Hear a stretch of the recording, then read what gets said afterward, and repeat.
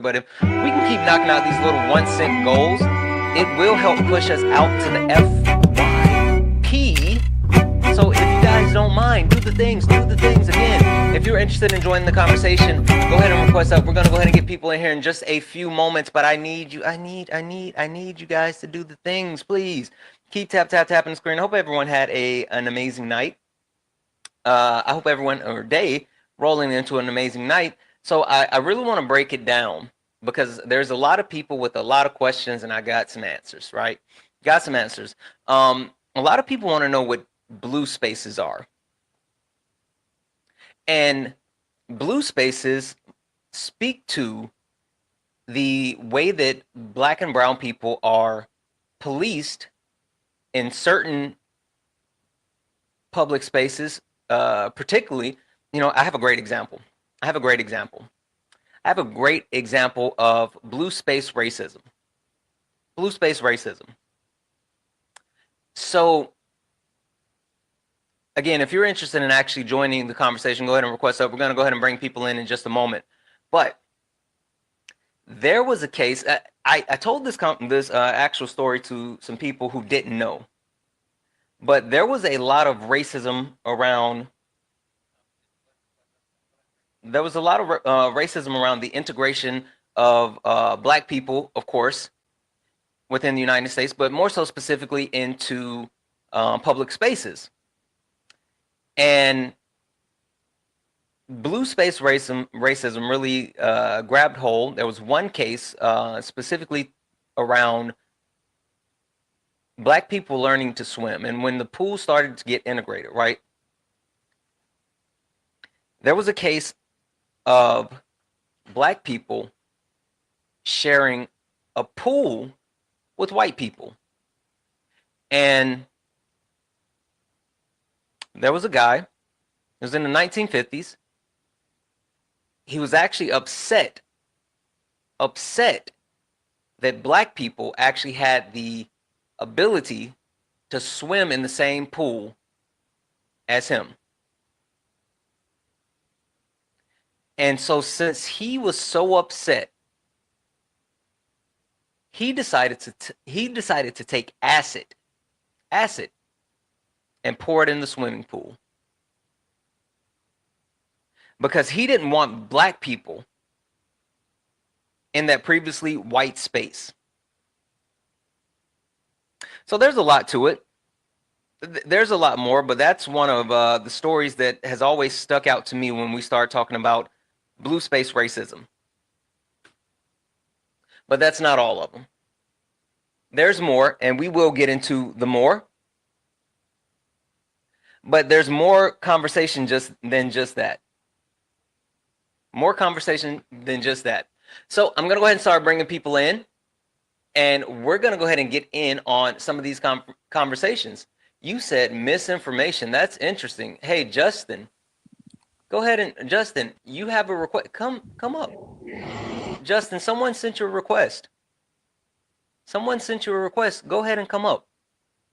We can have the conversation. I can specifically tell you where you can find the information that I just gave you. I can tell you exactly where to find it, Justin. Anywho, keep tapping the screen. We're going to go ahead and get started here in just a moment. And again, I'm going to keep resetting these daily gift goals to these little 1 cent goals. As soon as we can knock it out, it's the community fest right now. So if we can knock that out, it will help push us out to the FYP. Do all the wonderful things, guys. Do all the wonderful things. I think the thing that we really, I want to dig into, and I think that we really need to have a conversation around, is the difference between genuine discourse and pure ego. And genuine discourse and pure ego really causes a lot of people to be resistant when it comes to hearing certain things that are very, very important. Oh, I'm gonna I think it's Zeo King. I'm gonna mute you just until we get around to the introductions.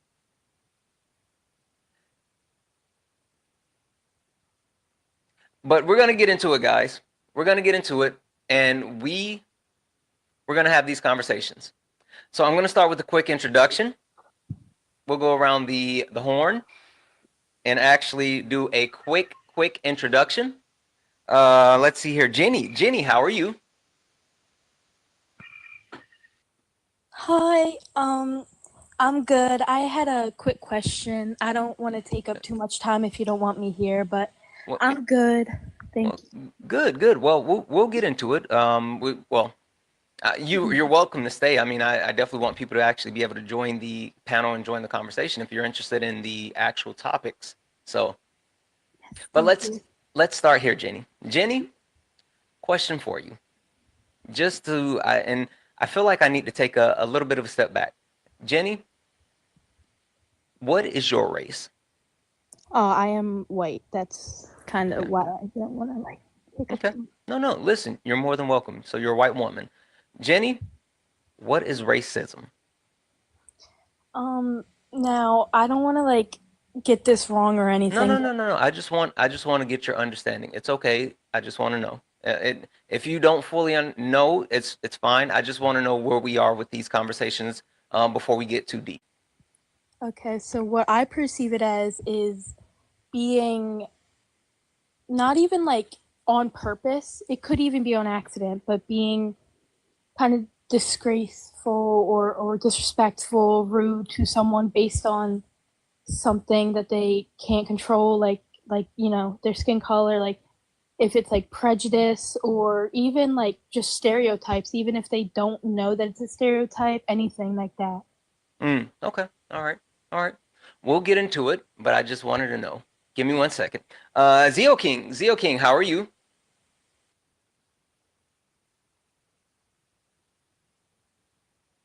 Zio King, I'm sorry, Zebo King. Zebo King. Zebo King, I'm sorry. How are you? I'm fine. I'm 81-year-old African American. Okay. Zebo King, question for you. What is, and see, you said where are you from? Like, South Carolina. listen, I heard it from upstate Midlands of the Chuck. I'm sorry, Up, upstate Midlands of the Low Country. upstate. Listen, you and me might be related. Oh yeah. I'm from the upstate. Okay. All right, all right. Zebo King, can you tell the people what is racism? Racism is whenever you feel that you're superior to other race, or the fact that you race is better than others, or you have a privilege that other there are others and their life do not matter as much as yours, and Okay. you are in a position to make laws that keep you in power or that benefit your race. Okay. Hold tight for just a moment. We're gonna circle back around to it. Perfect. Give me 1 second here. Let's see. Sleep Fight 99. How are you?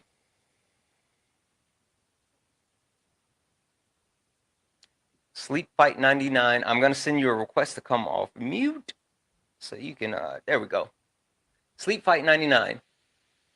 All right, can you hear me? Yes. How are you? I'm doing good, man. Yeah, I think your I think your question question was was what? what? Hold on. The person just came up, had an echo. I apologize. Go ahead. Okay. Um, I don't Well, know. the question was, I how guess are you? What is your race? uh, I'm a mutt to be honest, but Oh, don't I'm say that, also Native friend. American.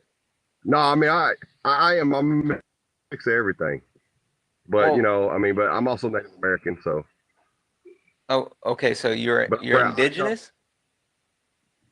I mean, yeah. Oh, okay. What is your mother? What race is your mother? She's Irish, Choctaw, and German. Hmm. Okay. So Irish, Choctaw, and German. Okay, okay. What about your father? My father, I don't know much about really because he passed away when I was 3. But my mom said that he was Dutch or basically from the area, Netherlands area. Okay. Um, Sleep Fight 99, question for you. When people see you out in public, if before you speak, people walking up to you and from a distance, when they see you, have they ever said, or did anyone think that you were just a white man? I mean, I look white, but you Mm-hmm. know, um, I mean, I don't know. Maybe it's just where I'm from, where I live, but we generally here, we don't really have a big problem with like what I would call racism. We have a lot of understanding between, but now it does exist. Don't get me wrong, Mm-hmm. Mm-hmm. but it's Okay. it's not it's not on a large scale. And not only that, but people here where I live, man, they will be quick to fix that issue. Like I mean, Mm. I don't mean that. No, I no, I don't get mean what you're that saying. in a violent way. But I, but they will definitely be like, hey man, look, you need to fix yourself, kind of like that. You know what I'm saying? I get. Where are you from, if you don't mind? Not city, just the state. Oklahoma. Oklahoma, Oklahoma. All right, Go, perfect, perfect. All right, go, give go me, give. Thunder. Go Thunder. Oh, stop it, stop it. We, you know what? I'm sorry. Go I ahead. have not acknowledged that. So I'm a Lakers fan. I have not acknowledged that at all on That's any what's of up. my lives, and so you're gonna force me to do that. That's kind of messed up. All right, give me a second, okay? Roger that. Go Uh, ahead. Kat, I'm gonna put you back on mute for a second. Sleep fight, okay? Oh yeah, go ahead. Kat, how are you? Hello, I am a 20-year-old white woman. I hope that's okay. I've just been watching you for a minute, and I figure the best way to educate myself is just putting myself on the spot like this. Sure, absolutely. Welcome, friend. Mhm. Okay. So before we get started, question for you, Kat. Yes. What is race? I guess I would view it as something that was designed as like kind of a social structure used to exploit certain groups of individuals. I think from my perspective at least, and based on my limited knowledge, Mm-hmm. from a biological standpoint, there's no such thing as race. It's kind of something that was just created to oppress a group of people, Mm-hmm. and it's been used to justify that oppression since there's really no justification for it. So stuff like eugenics and phenotypical differences were the best excuse yes Okay. people could come up with for it, but that might be wrong. Okay. No worries. No worries. Give me a second here. Thank you. Thank you. Uh, is it pronounced Jara? Is that how you say your username? Jara or Jara? Jara? It's Jara. I usually say Sarah with a J. Jara. I always think about Jira. Jara. No. Okay. It's in the Jara. Bible, but it's one of those begats in the Bible. Oh, I get what you're Yes, saying. I get what you're saying. Okay. Um, uh, Jara, Jara. Sorry, I'm gonna call you Jara a million times because of that's right. You uh, said it right. Jara's right. I know Jara, your brain does not want you to do it. Sarah with a J. Jara. Jara, Jara, Yep. Jara, I know. Jara, It's rough. Jara. What is your race? I am white with like a quarter Cherokee that I wish was 100%. Okay. Just being real. Yeah, I understand. Okay. And all right, we'll leave it there for a second. Perfect. Perfect. It's slightly joking, but yeah. Mm, got it. Got it. Got it. One second. Is it Tusi? Too wise. Too wise. It's too wise. The phone's all the way up there and it's hard to see. Oh, Sorry, you're guys. good. Too wise. Can you How hear are me? you? Yes. I'm great. You? I'm good, good, good. Too wise. What is your race? I'm gonna say white. So Okay. family's got a lot of sneaky neighbors. So I apologize. I don't know my paternal lineage very well. Ah, okay, okay. Understandable. Thank you, thank you. Too wise. Question for you. Just to, I guess, get a little bit more of a baseline. We got a couple of things up here, but this box specifically says spaces, and this talks to black space, white space, and blue space racism. Have you heard of any of those? So the other day you were doing a thing on it, and I was trying to pay attention, trying to learn a little bit. Mm-hmm. I'm very basically like I've heard of them before, but I couldn't tell you from Adam. Okay, no worries, no worries. I just wanted to see if we had a bit of a baseline. Perfect, perfect. All good. Thank you, thank you. 1 second here. And last but not least, Justin. Justin, how are you, friend?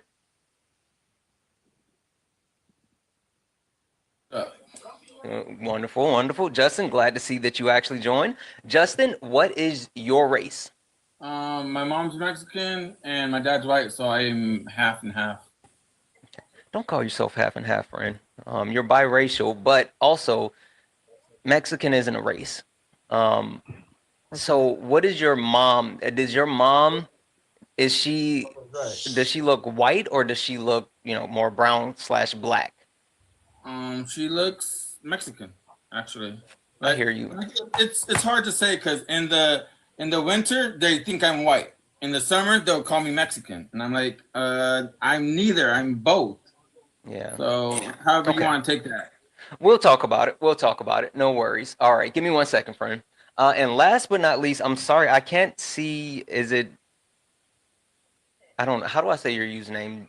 Ja Chili or Chala? Ja Chala Chili Cholo something? J Ja. I'm gonna send you a request to come off mute. I don't know how to say your It username. goes. Okay. There we go. Can you hear me? Yes, Jacqueline. Jacqueline. The H That is is. for my last name. Okay. That makes sense. Yeah. That makes sense. All right, Jacqueline. What is your race?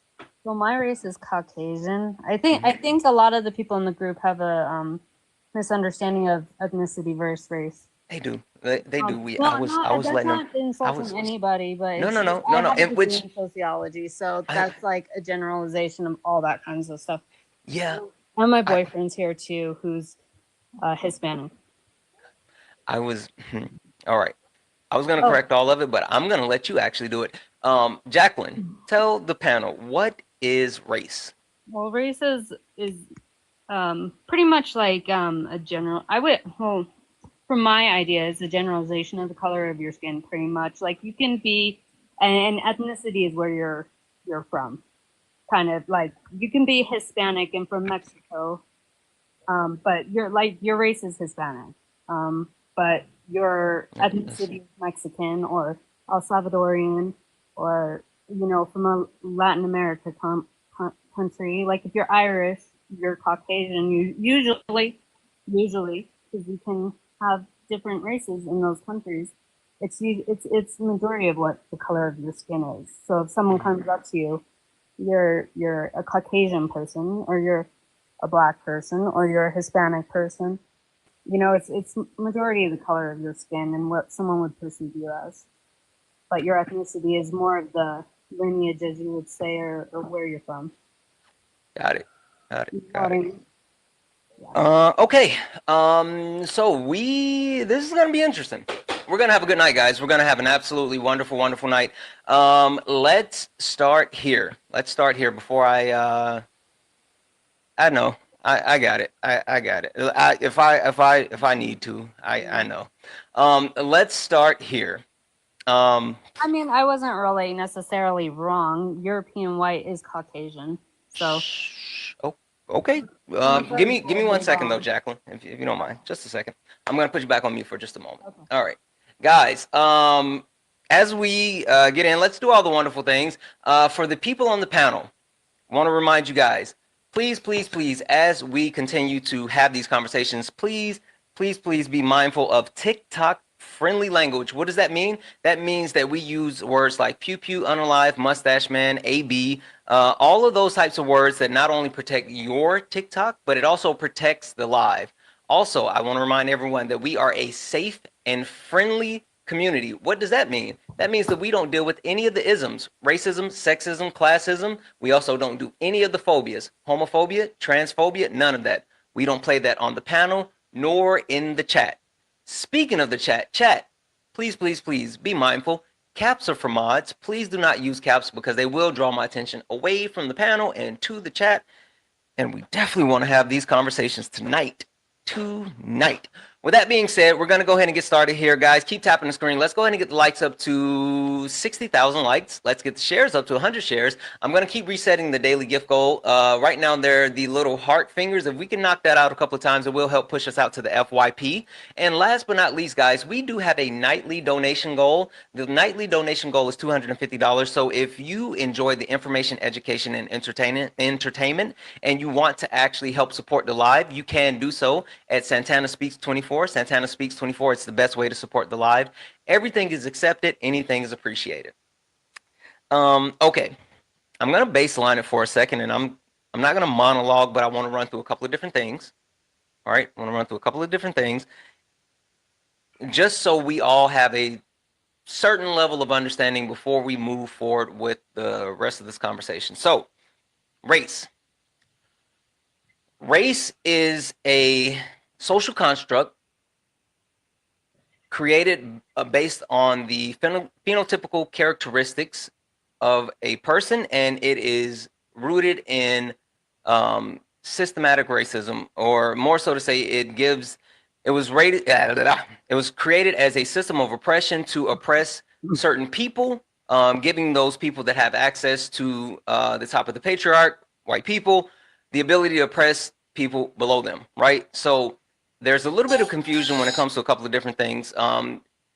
People often conflate the race, ethnicity, and nationality, right? And we can go into what race, ethnicity, and nationality is, but I'm going to keep it kind of simple, and we'll speak to the basic categories of race, which includes black, white, Asian, and indigenous.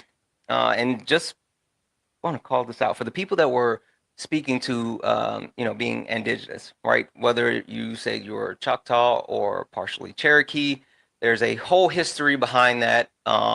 More so, the biggest thing that you want to be aware of is, are you connected, right? What is your band? What's your tribe? If you're not connected, it's really frowned upon as far as claiming that, just because there is a lot to it, right? So there's that. Now, ethnicity, because I saw someone said, what about Hispanic? Hispanic is an ethnicity. There's Hispanic, Latino. You can, be like Jewish, or you can be Han Chinese or Zulu. Like, those are ethnicities. And then last but not least, there's nationality, right? American, Japanese, Nigerian, blah, blah, blah, blah, blah, right? So 3 different categories all over the place, right? I found a really great intersection of like the way that you can tell what's the difference. So Barack Obama, everybody knows Barack Obama, right? Barack Obama, his race, black. His ethnicity, because of where his parents are from, is Kenyan and white American. And his nationality is American, right? It's Barack Obama. But then you have people like Messi. Everybody knows Messi. Love Messi. Messi's his race is white. His ethnicity is Argentinian. And his nationality is also Argentinian. So there's differences, right? So I want to make sure that like we kind of have somewhat of a baseline of those things before we go too far and really get too deep in it, right? With that being said, let's go ahead and open up this conversation just a little bit more. Racism. So there's a little bit of confusion about what racism is. Racism is a tool of oppression, right? That, again, kind of the reason why racism exists, or why race exists, is specifically to be able to utilize racism, right? Which means being able to create access to that system of oppression that puts white people at the top of the patriarchal system and allowed them to not only enslave people, but to assert certain levels of oppression and justify chattel slavery, right? So it's a lot to it. And something super simple to keep in mind, because a lot of people think that racism is just hate. It's not just hate. It, again, if you keep in mind that it's a system of oppression, and when you think about oppression, you have to understand that you can't oppress someone below you. I'm sorry, you can't oppress someone above you. Someone below can't oppress someone above, right? And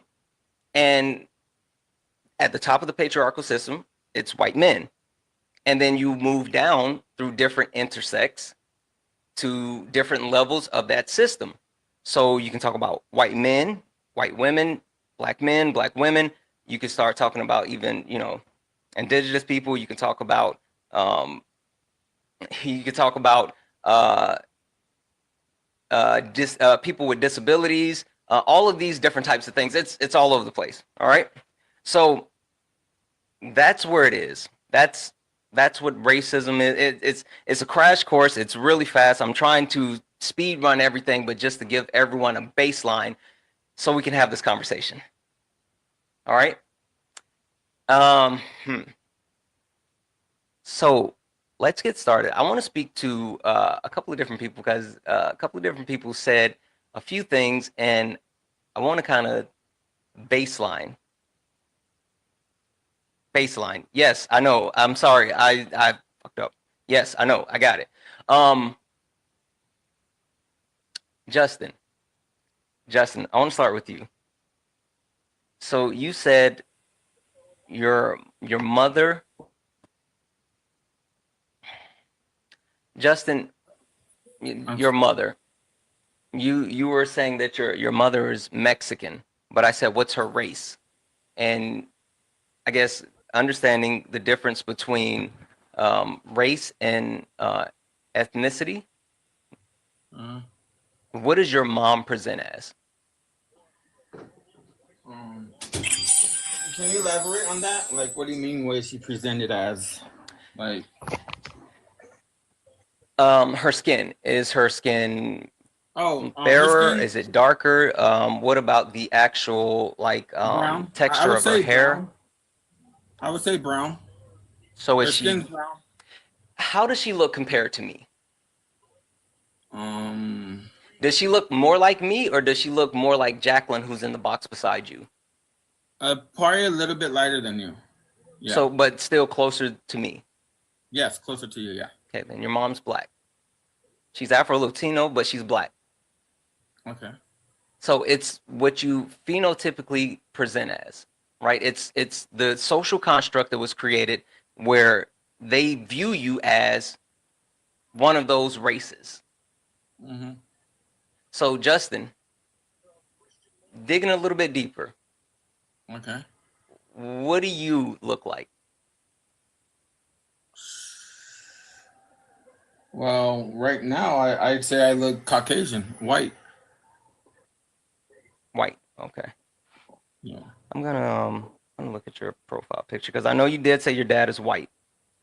Yeah, my dad is white. My dad's from upstate New York. Okay. Yeah. Okay. You're definitely a white man. Looking at your profile picture, you definitely present as a white man. So, okay. All right. Give me a second. Sleep fight. I think it was you.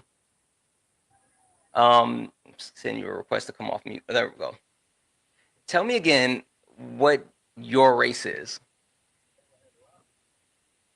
My race is, I mean, I claim Choctaw because I actually am a Choctaw member. So you remember, so are you connected? Right. You are? Yeah. Okay, so then you're indigenous. Yeah. Okay. And so just, and I don't mean any disrespect when I throw this question at you, but why did you say Native American? I get Native American. It's traced back to my grandmother. Okay. Her name, her last name is she's Cochran, and she was 3/4 Choctaw. my mom, I don't actually know what her blood quantum is, but We don't want to she's talk passed about away blood now. quantum. That's a whole different. Okay, so Right. when I say connected, do you have a tribe and a band? Yes. Okay, all right. So you are connected, and you are Yeah. indigenous. 100%. Yeah. I was thinking the same thing.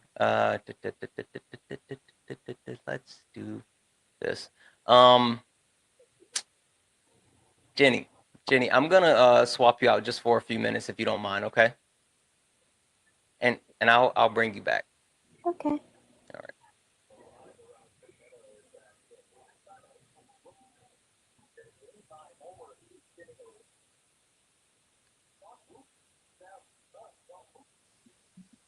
Can I say something real quick before? Sure, go ahead.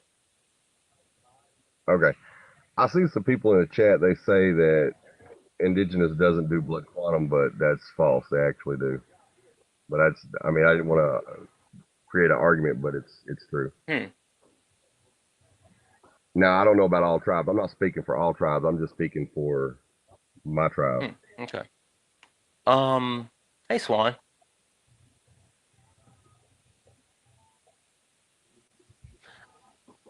I'm here. It's been an interesting introduction. Yeah. They got me on my back foot. Yeah, I think when it comes to when it comes down to race, there's a lot of nuance, and I don't think that these things are really like explained out clearly to people. I definitely heard a lot of things that I want to correct. My brain is twitching a little bit. Go right ahead. Correct them all, including me. So, Hispanic is a term that is used for anybody who comes from a Spanish-speaking country. That term really was developed, I think, to make a separation and distinction between people who are from Spain and include them in a category, right? But it's an ethnicity. It's not a racial category. You can be any race and be Hispanic, right? Now, when we talk about the term Latino, that just refers to geographical location, right? So it's people who are from Latin America, people who have ancestry from Latin America. Some people would say that they are Latin. I don't necessarily use that. I would say it's either Latino, Latina, or Latinx, but it would be you are someone who is from Latin America, which includes Haiti. There's a little nuance there because people don't like to include them. They do speak a different language, but they are included. They were actually the first Latino country. The other thing is the term Caucasian. So that term refers, it's an ethnicity, and it refers to people who are from the Caucasus Mountains, right? That's an ethnicity. It's not a racial category at all. The reason why people use it as a racial category, I believe it was Johann Blumenbach. I could be incorrect. I got to double check on the name. But Johann Blumenbach was someone who pseudoscience, 100% pseudoscience, had a weird obsession with bones and classified people depending on what their skull size was, right? So that is a term, and people from the Caucasus Mountains wants white Americans to stop using that term because they're not white. Not all of them are white, at least. So that is definitely an outdated term and something that we should no longer be using. It would be white. That would be the correct term. And I think so when it comes to blood quantum, that is something that was forced upon people, and it's rooted in white supremacy. Kind of a lot like the one drop rule, right? That is not something that we use in society at all. What it was I have to, like, not I, but during that time period, the thought process was I have to make a distinction between you and this person who is white. You're no, you might have a grandparent that's black. You know, you're tainted. You can't be a part of Team White. A lot of people think that like racism is about division. I think it's more so about exclusion. Anybody that is not white is excluded from privilege and benefiting from the structure of racism, if that makes sense. So when you hear things like the one drop rule or blood quantum, I am not connected to. I'm not indigenous. I do have ancestry. I know for the most part, most people don't do blood quantum, but I have heard that some, so it depends. There's a lot of nuance to these discussions, but regardless, blood quantum is very problematic, just like the one drop rule. The one drop rule was ruled unconstitutional in 1967, along with the Loving versus Virginia case. So that is something that is outdated. We don't use that either anymore. And I think that's everything I can remember for now. But yes. Okay. Thank you, Swan. Yeah, so you know what?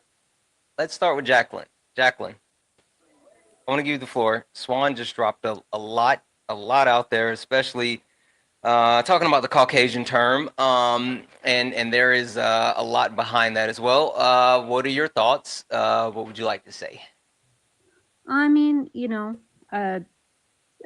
that's a lot of Google stuff. I'm also looking on Google, so it's like, yeah, even though technically, I agree with her. It does say Hispanic is an ethnicity, but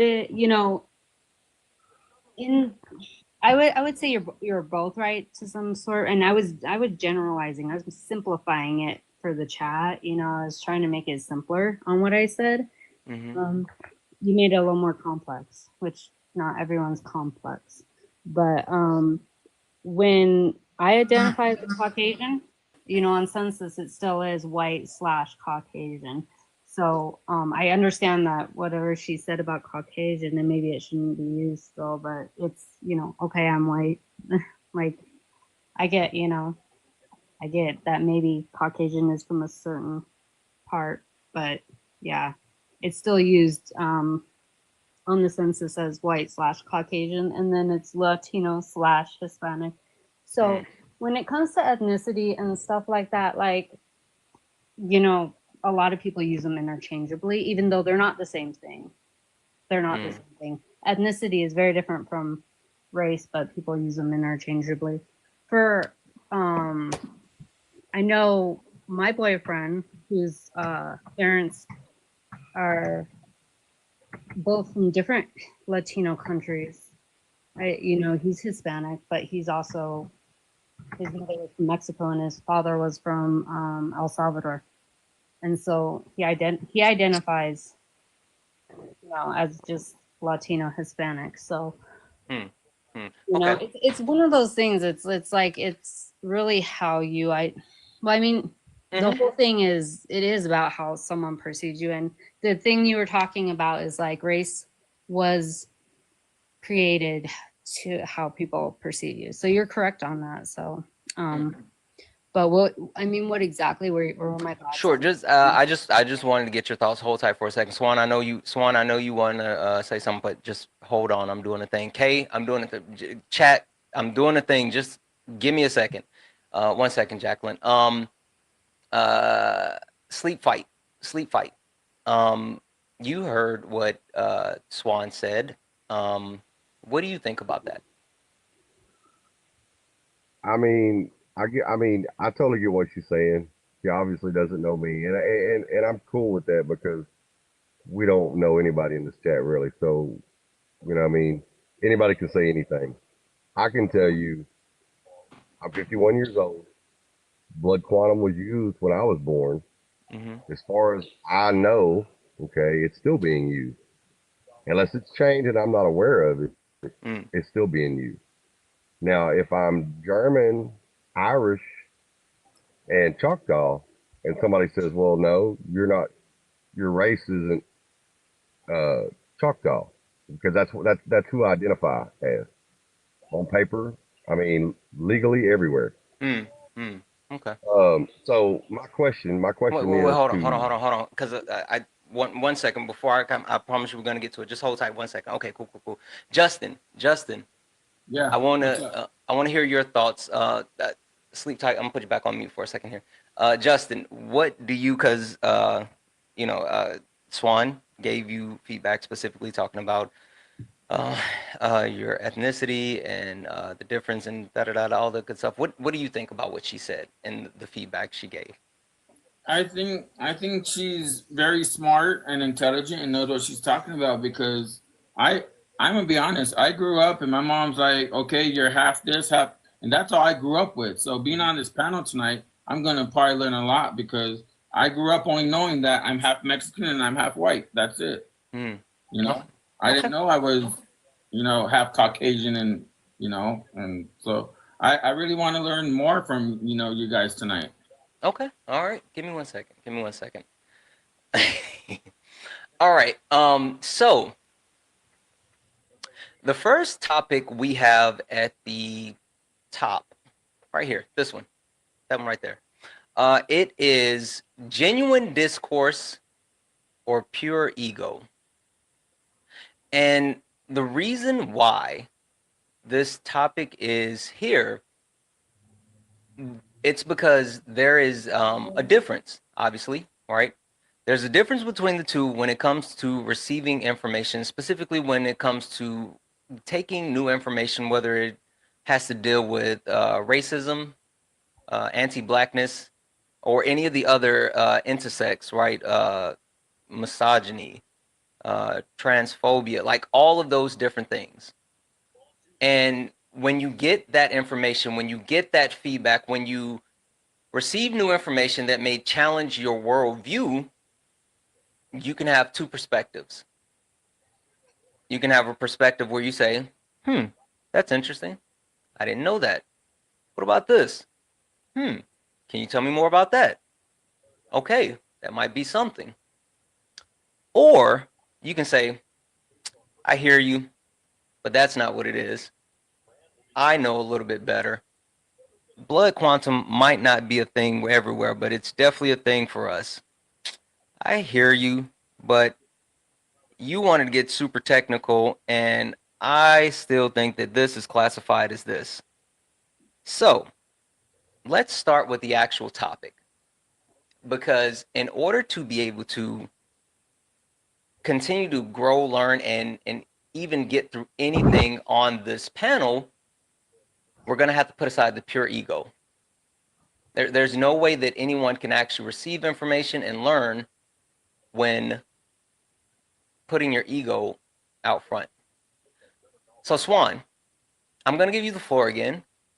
I know you have something to say, but I would love to hear your thought on the difference between having genuine discourse and having genuine discourse and how putting your ego in front of that discourse will keep you from being able to learn and grow.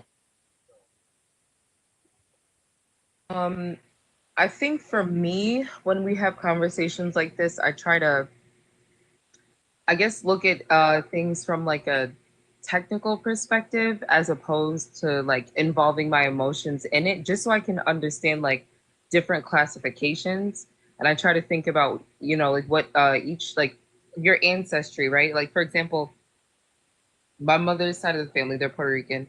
And in Puerto Rico, there was something called mejorar de la raza, right? And I know that people that look like me, who are Puerto Rican, dark skinned Black women, we tend to get erased, and we tend to, we have a lot of, they say that they're YT presenting, but I would say that they are white people who will center themselves in a lot of discussions like this, right? And I think it's important to understand everybody has to have a voice. Everybody has to have a voice. Obviously, the closer you are to having a proximity to whiteness, or if you are white, sometimes you're gonna have to take a back seat.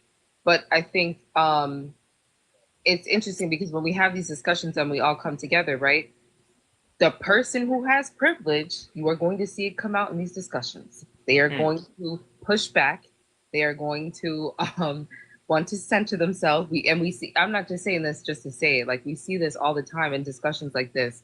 But things like that have to be combated. And I also think like the technical side of things, we have to make sure we are using the correct terms with an understanding of what those terms are. I had somebody come to my live once and they said they didn't know what their race was. They said that they went to a panel, everybody was laughing at him, and they told him that he was Pacific Islander. And I said, well, like, where are your parents from? Latin America. He's not Pacific Islander. I think what ended up happening was they were joking around with him and gave him incorrect information. So for me, I take it very serious. If I do something wrong or say something wrong, I will acknowledge it and apologize because I don't want people to have the incorrect information. Having the incorrect information can literally erase people's identities. It can erase people's identities. We're in marginalized communities already, and we need to be mindful of the words that we are using, understanding that there is nuance to a lot of these things, understanding that it's okay to say you don't know, right? Because there's a breakthrough when you say you don't know. When you don't know and you admit that and you acknowledge it, then you can go on the journey to find the correct information, right? So I think that we have to keep those things in mind. And I do think that, you know, sometimes it does get a little personal for people, and that's okay. You know, you take a step away if you need to, and then, you know, come back to the drawing board. But it's really important for me to look at things from I guess, a technical aspect to it. I try to keep my emotions like to the side and just, you know, does that make sense? Am I making sense? You are Swan. Let me ask you a question. When you came up, do you remember when I said correct what you heard, and then I said even what? You remember that? You. Yes. Yep. Why do you think I said that? Because a lot of this is new, and you want to make sure that that the audience is hearing the realness and getting the truth, and, you know, getting a thorough understanding of what it is that we're talking about. Yeah. So even though I'm hosting this space and these are my topics and I'm trying to guide the conversation, a lot of times, you know, your old buddy Santana messes up. I get tongue tied. I start reading and talking at the same time. I may misspeak. I may actually say something I don't fully understand. But the thing that I never want to be is above reproach. I never want to be in a situation or a space where I can't admit that I'm wrong or I don't know something or there's not someone that can actually teach me something, say something more insightful than myself or add more to the conversation than I can. And when that happens, I try to take a seat back or a step back and allow those people that can actually, you know, push the conversation further than myself.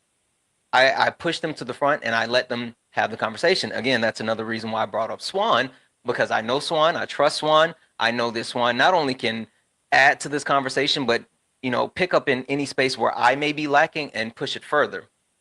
Now, I say all that to say there were a lot of things that were corrected with a lot of different people when we started the conversation.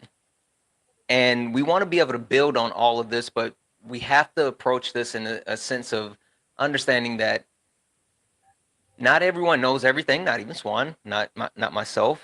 You know, there's people in the chat that are way more educated on all of this than either of us, but they still have an opportunity to learn and grow. But we have to be open and try to hear it, understand it, and at times you're going to be comfortable and you're going to have to sit in it if we want to grow. All right. So this is what we're going to do before we circle back around to anyone else. Quick commercial break, guys. Keep tapping the screen. Let's get the likes up to 100,000 likes. Let's get the shares up to 100 shares. Also, we do have a nightly donation goal of $250. There's 377 people hanging out right now. If 250 people send $1, we can close out our nightly donation goal. Cash App, PayPal, Venmo, all the pay links in the link tree in the bio. Santana Speaks 24, best way to support the live. Everything is accepted. Anything is appreciated. I want to come to Jamie because Jamie, you sat quietly. You came up. You had a question. I've seen you around multiple times, Jamie, and I'm super excited to actually have you on the panel. One, because you seem like someone that's interested in you know, not only the topic but growing and learning and understanding. So I feel like you're going to fall into the place of genuine discourse. So before I give you my question, what question did you have? Not Jamie, Jenny. I'm sorry. Jenny. I told you I mess up all the time, like all the time. No, it's okay. First, I'll just like to say, yeah, I'm a huge fan. Thank you so much for having me up. I appreciate it. Oh, we're not. You can't be a fan. We're family. You're in the community. We're family. I don't have fans. Thank Anyway, you. go ahead. So, I do come on your streams quite a bit, but I was here yesterday and I came from Parker's Live, so I came a little bit later, right when you were ending. So I actually did leave Parker's Live early to make sure I came here today. Hey, I asked the I'm gonna tell question. Parker too. I'm gonna text him. I'm like, yeah, took one of your people. Go ahead. I said a question, and then I got an answer. I couldn't really hear it, so I promised that I was gonna come over. But it was what is blue racism? Because I remember, I think her name was Kay. She did answer. I just couldn't hear it because I've never really heard of it. And then some of the comments were saying a bunch of random stuff, you know, like the left or like stuff like that. It's not political. Yeah. it's absolutely not political. So to clear that portion up, there's a lot of people who think, excuse me, blue space racism is you too, Swan.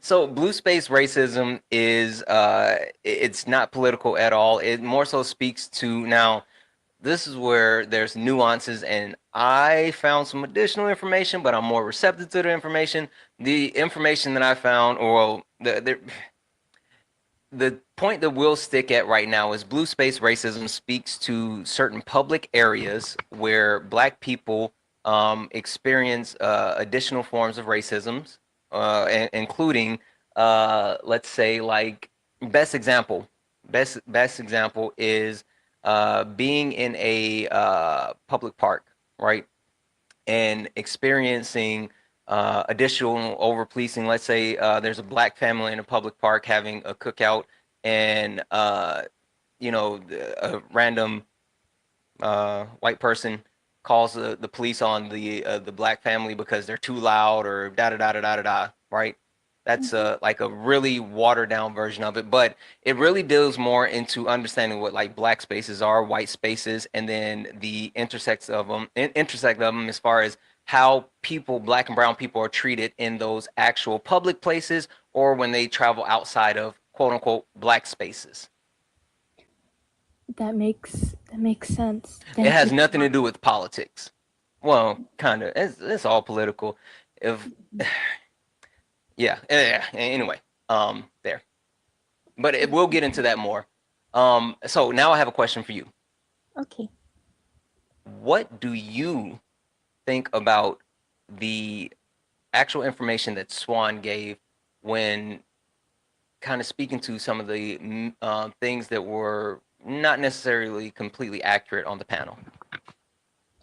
I'm not gonna lie, I have a horrible memory, so I'm trying to recall some of it. But it was about was it about like the difference between nationality, ethnicity? Well, not just necessarily. So, and I did things the way that I did it on purpose, right? With Swan giving that information, and then I specifically went to Sleep Fight. I went to Jacqueline and I went to Justin to get their response because Swan came up and specifically challenged the things that they were saying and pushed back on a couple of things that they thought they had.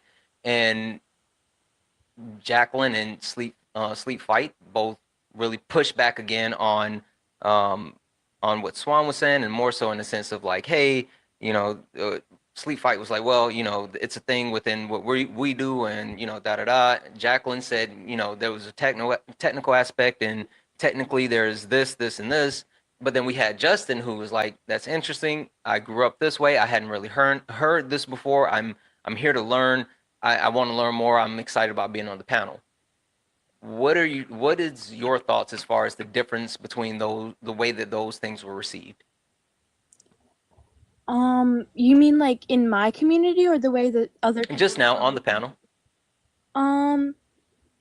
And I'm sorry, I did honestly, I listened. I thought it was great, but I can't remember completely everything that you said, Swan. I'm extremely sorry, but I feel like everyone has a different way of perceiving information, and if you think about something for so long, if you say this is 100% right in your head, and then someone says like, hey, that's actually not true, like it's close but it's something else, some people are going to be like, oh, I'm so sorry. Some people are going to be like, well, I had that I thought about this in that way, so I'm going to do more research. Some people are going to say that's not true. I've known this for so long. So I feel like, again, I'm sorry, I didn't hear. No, you're good. You're good. I just wanted to get your perspective of how things unfolded as someone that wasn't directly involved in this part of the conversation. Okay, we're good.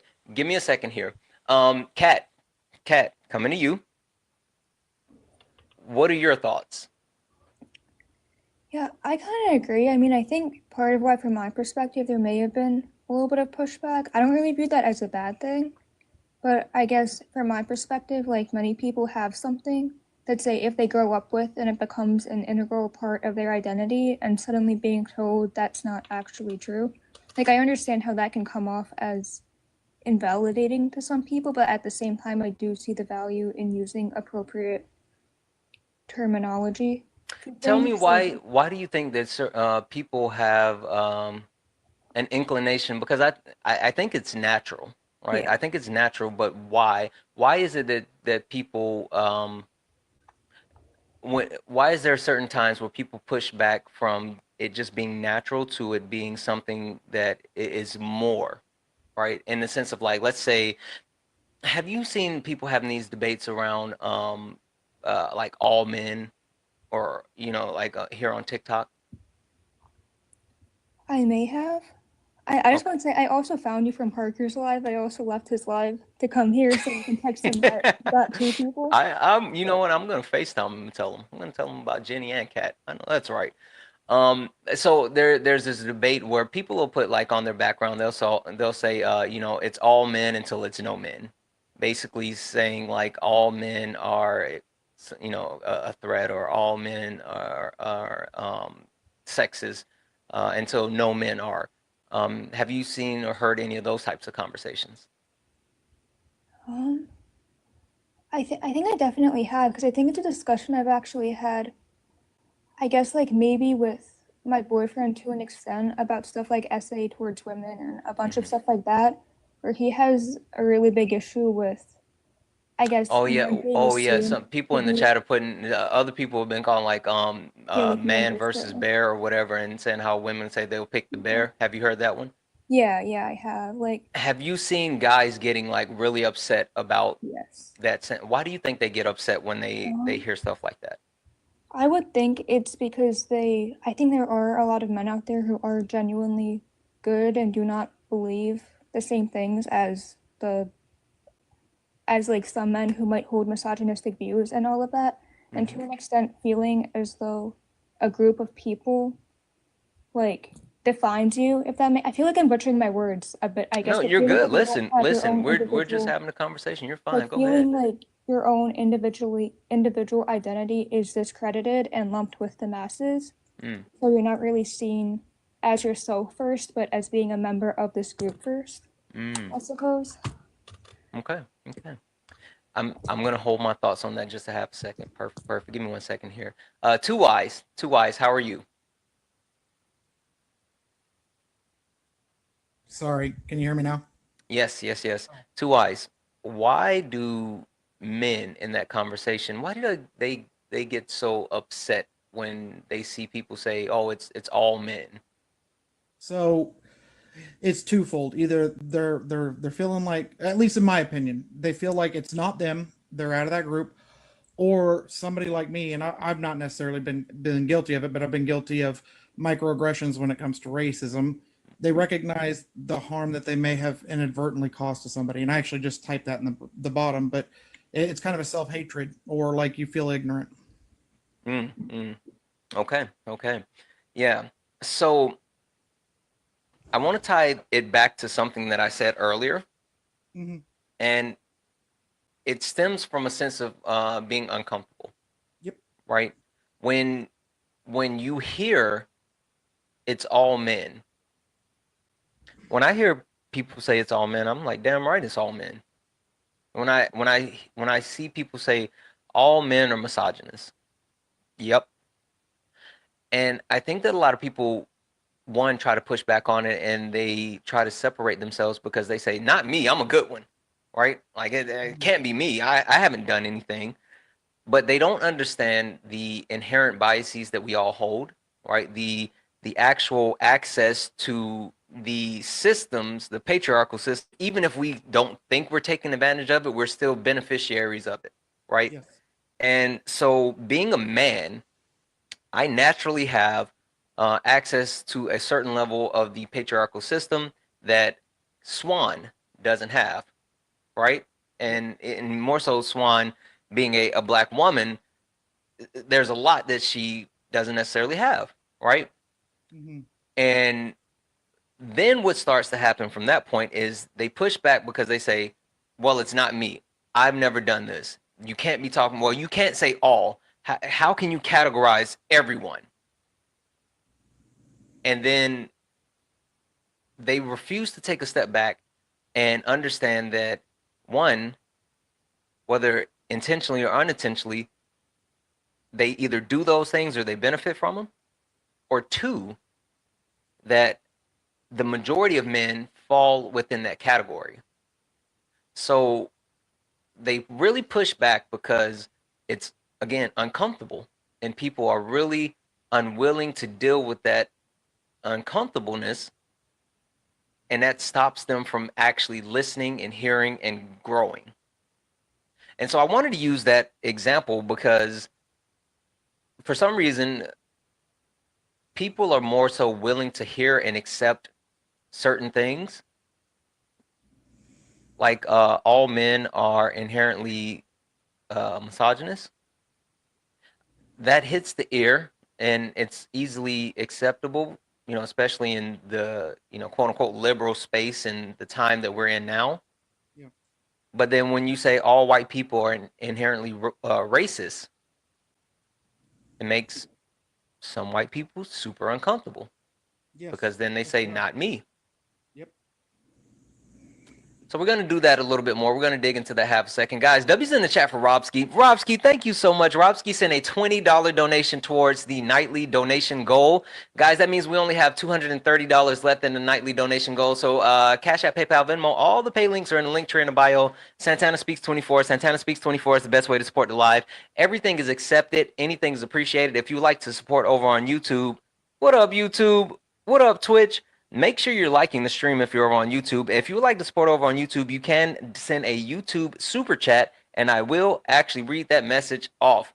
With that being said, I want to come to Jara. Jara. Like Sarah Jara. Did I say it right? Jara? Jara. Jara, I'm going to send you a request to come off mute. There we go. Jara. What up? All right, Jara. I would love for you to chime I don't in. do this, so I'm like, where's the unmute? I got you. No I'll figure it worries. out later. Jara, I would love to hear Yep. your thoughts. Why? Because we're off men now. Why is it that when some white people hear all white people are inherently racist, why do they push back so hard on that? Because they don't want to look at themselves and what they benefit from it. And especially, I'll give an example of my father, who's a preacher and actually is one of those dudes who does what Jesus would do, although sometimes falls for hella scams. He gets offended by it because he believes he puts so much effort into helping everyone else that's underprivileged, or he ministers in prisons and goes and spends the night in prison for the weekend because he thinks it's cool. He likes it. I don't know. But when I say something to him about his inherent racism and how he does react when it's close and personal to him, he can't face it. I mean, it's one of those topics where we can't even we have to stop engaging on it for years or we won't talk. So it I think sometimes you get people who are really just offended because they think they're trying, and then more often you get people who are just holding on to the value that they get from it and not wanting to even show it, like little greedy babies. Yeah. Do you think that Do you think that looking? Do you think that a part of looking, I guess, inward and being able to address those type of things is um, addressing things like othering yourself or centering yourself? What do you mean, other? I'm trying to. Well, Can you give me an example? Because so I feel like I'll mess it up. I'm like, wait, hold on, brain. yeah, so let's, I guess, in the sense of that conversation that I was just talking about, right, where you're like, oh, can't be me. I'm not racist. I got black friends. I can't be Yeah, racist. You know, my yeah. grandbaby is black, Oh yeah, oh yeah. and so you try to remove yourself from the situation, and you say, oh, it's other people. I know that I have inherent racisms, but I have, thank God, my mother is my mother. I was raised in a way that I think she pushed so far that I'm suspect of white people more than any other race. Hmm. Um, but I do still have inherent racism, but in my personal life as a victim of trauma and someone who has done a lot of work to help others with it, I I just I don't know, I feel like among white people, I am one of the only white people who seems to actually work on those inherent racisms. Like I joined this chat because the classism and racism part. Mm-hmm. Actually, I'm from Alabama, lived in Manhattan for 20 years, Mm-hmm. recently moved back to the South. I'm in Florida, but like Northwest, Mm-hmm. same as Alabama, really. Mm. Um, and I've been trying to meet women here and befriend women, and it's like all these women who say one thing and literally do the other thing. And I try to teach them in like gentle ways what they're doing. And then it ends in me being like, all right, we done because you're a classist, racist bitch. We done. Oh, yeah. So, Do you like, ever teach them about centering themselves? centering themselves. Yeah. I mean, I find myself saying, find your center ish all the time. But Uh, I think when I try and get them in that mode, there's just such defensiveness that, like, it's, I don't know, maybe I'm not the, maybe the I white was in woman I was whisperer? it, I was, well, yeah, I live in the South again and I was trying to do my best, but yeah, I'm, Mm. I'm, I miss, I miss being somewhere that like people knew how to melt together and exist and not be Mm. such asshats. Yeah. Um, but I do think that I have a unique perspective how I grew up.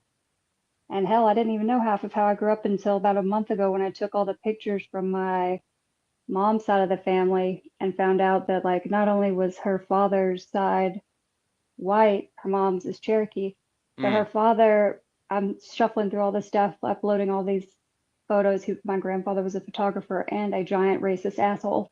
Mm. Um, and I found out that I had his side is Daughters of the Confederacy. I about killed my whole family. No one ever told me. Unalive. Mm. Oops, sorry. Mm-hmm. Um, yeah, so I feel like there was a lot of stuff that I learned in New York and moving back here. K. We were going. Jenny, let me drop you down for a minute, okay? Okay, I appreciate you. thank you. Listen, I just want to say this to the chat, and also Kay, get in a box. But I'm doing a thing tonight. Like Swan, I know you caught that, Swan. Swan, Swan, you caught it, right? Caught what? What I'm doing. Yeah, I am. Yeah. Okay. I mean, as long as somebody gets it. I will say, I do think because you have something in your mind, Yeah. which, I think that is important, but it did kind of go over a little bit. So I understand why I'm just going to say, I understand why she did what she did. I ain't gonna lie. I understand. I get it. I do tend to go a little bit I It'll go a was, little long because I have fun sometimes. yeah, no, So, I think she was right though to do what she did. well, Kay doesn't like for me to have fun. Every party needs a pooper. That's why she was invited. Party pooper. Party poop. Hey, Kay.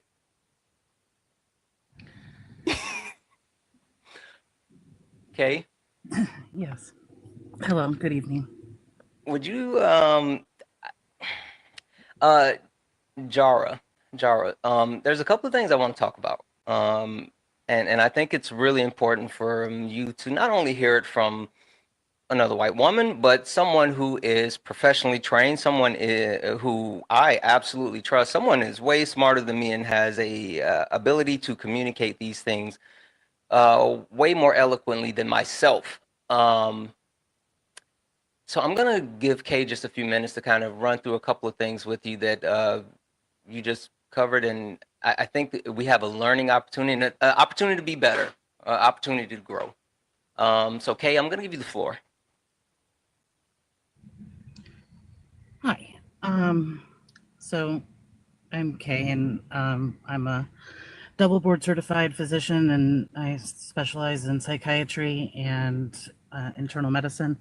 And my focus of my practice is deconstruction and decolonization. I work with a group of partners.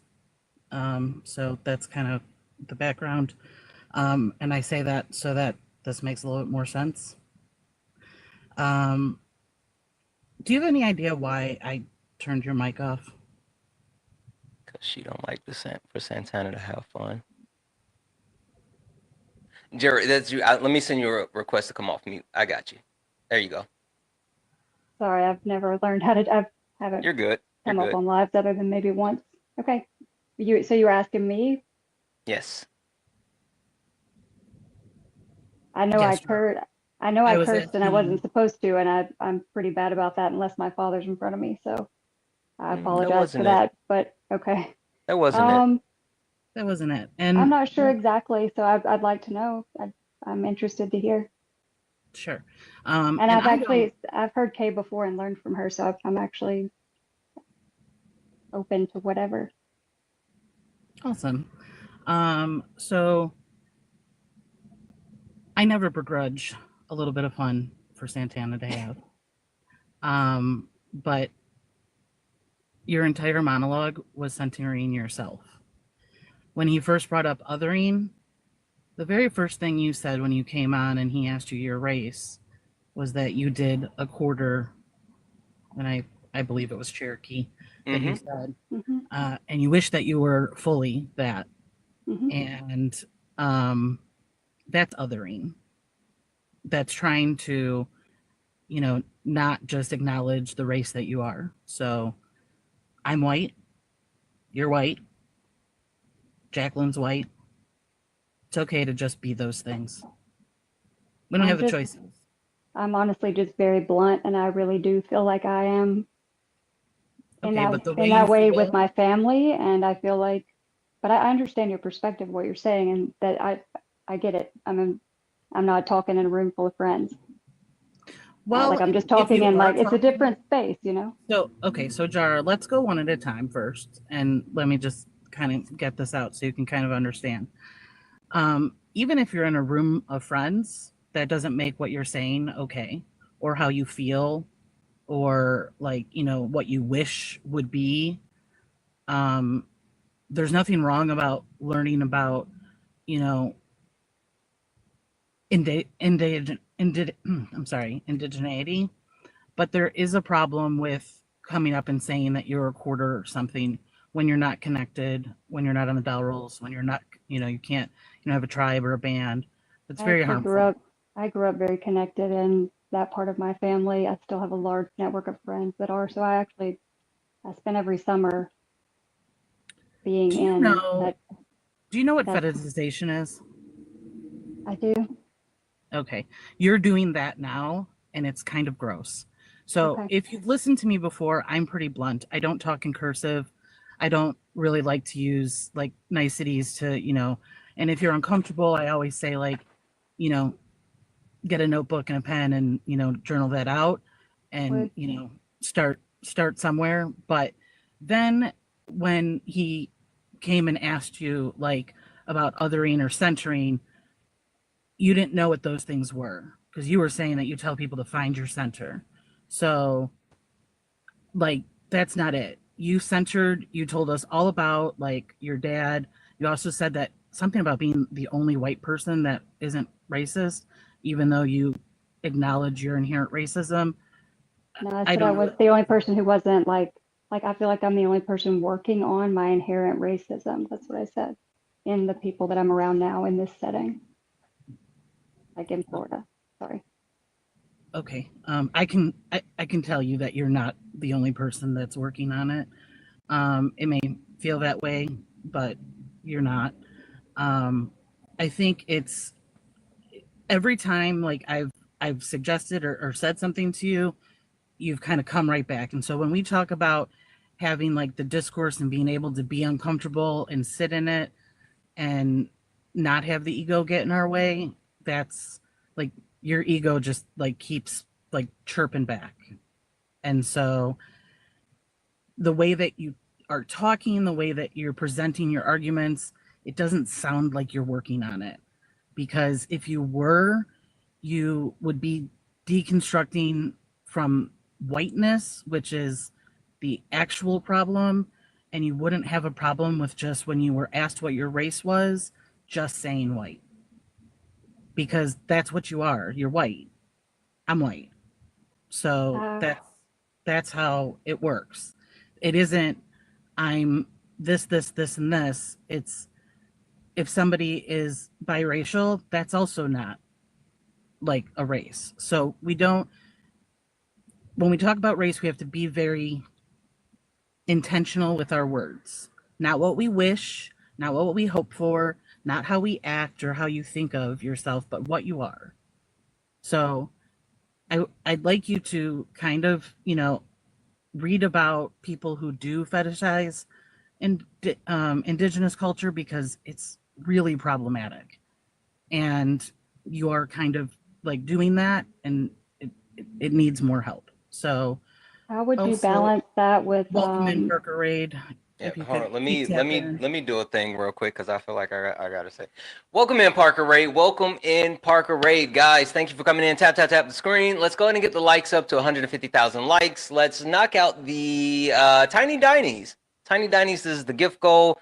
If you enjoy the conversation, if you enjoy the people on the panel, make sure you gift the panel, especially Swan and Kay, or who are my invited special guests. Make sure we take care of them. Also, make sure you hit the follow button. Last but not least, we have $230 left in our nightly donation goal. If you enjoy information, education, entertainment, please, please, please consider donating. Everything is accepted. Anything's appreciated. You can do so through Santana Speaks 24. And one other thing, so we are having a very, very important conversation. This week, we are dealing with more intersections after dealing with racism and anti-Blackness. And with that being said, we want to make sure that the conversation that we have, not only on the panel, but in the chat, remains respectful. That means we don't do any of the ableisms. We don't do any of the phobias. We don't do any of the harmful things. Please enjoy the conversation, engage. If you are interested in coming up, you can come up, but make sure we just do all the wonderful things and represent the right way. There we go. Also, please don't gift me. Please gift Swan. No, I don't. And Kate. Or shut up, What please. would I say? Respectfully, don't make me get Mama Jones.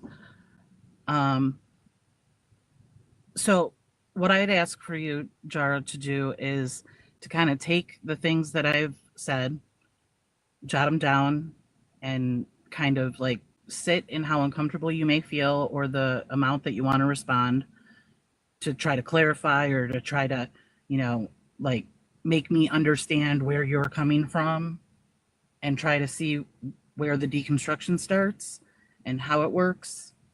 And if you need further resources, you can always ask. I'm open to a DM. I'll send you what I have. But when we talk about race, it's intentional and it should be that way.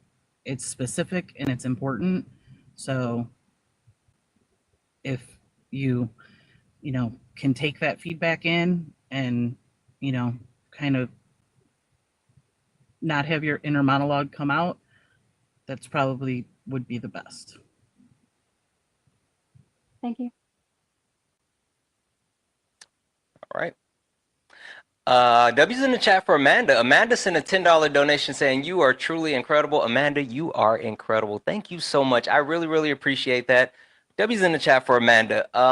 Kay, while you're here, welcome in over on the YouTube as well, Parker Raid. Welcome in over on the YouTubes. Jacqueline, you've been patient and kind of quiet. I would love to get your perspective on the conversation that has been had and your thoughts as of now. Okay, sorry, I'm still working on taking the mute on and off. It's No worries. okay. Well, I want to apologize if you took that as pushback when I responded. I didn't think either of you were wrong in what you said. I just thought maybe I oversimplified my answer, and then you know. So I didn't take my answer as pushback or ego in any way. Like, I know we're talking about general discourse and pure ego. So if you took my pushback as ego, I didn't mean it that way. But, you know. Have you ever heard of the saying impact versus intent? Yes. So what you intended to happen really isn't of importance. It's the impact it had. Okay. Well, you know, we all got our words out, and I understand, you know, each person's the way they explained it. I may not be as well as speaking online because I don't go on lives all the time, because people always ask me to marry them once I do it, which is besides the point. But yeah, you know, everyone had good things to say, and the way I think of learning and growing is you can learn from anyone. Knowledge is wisdom, and you can learn from all kinds of people, you know, if you have an open mind to it. You have to have an open mind, definitely, about anything, really.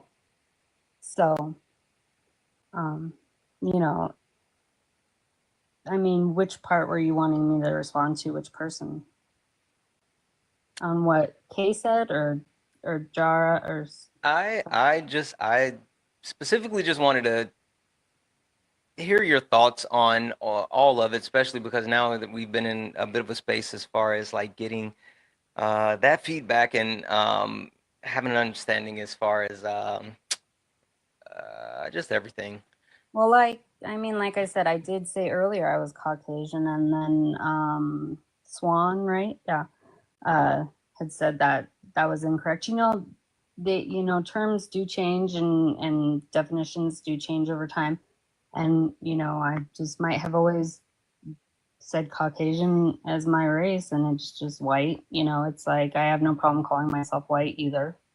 You know, so it's not like, I mean, you know, I'm not even going to go into all my, like, you know, because I've got Jewish background, all that stuff, you know, like how you're discussing the Cherokee part of it. I was like, and I might not be correct on this, but because I'm from Colorado, there are tribes here.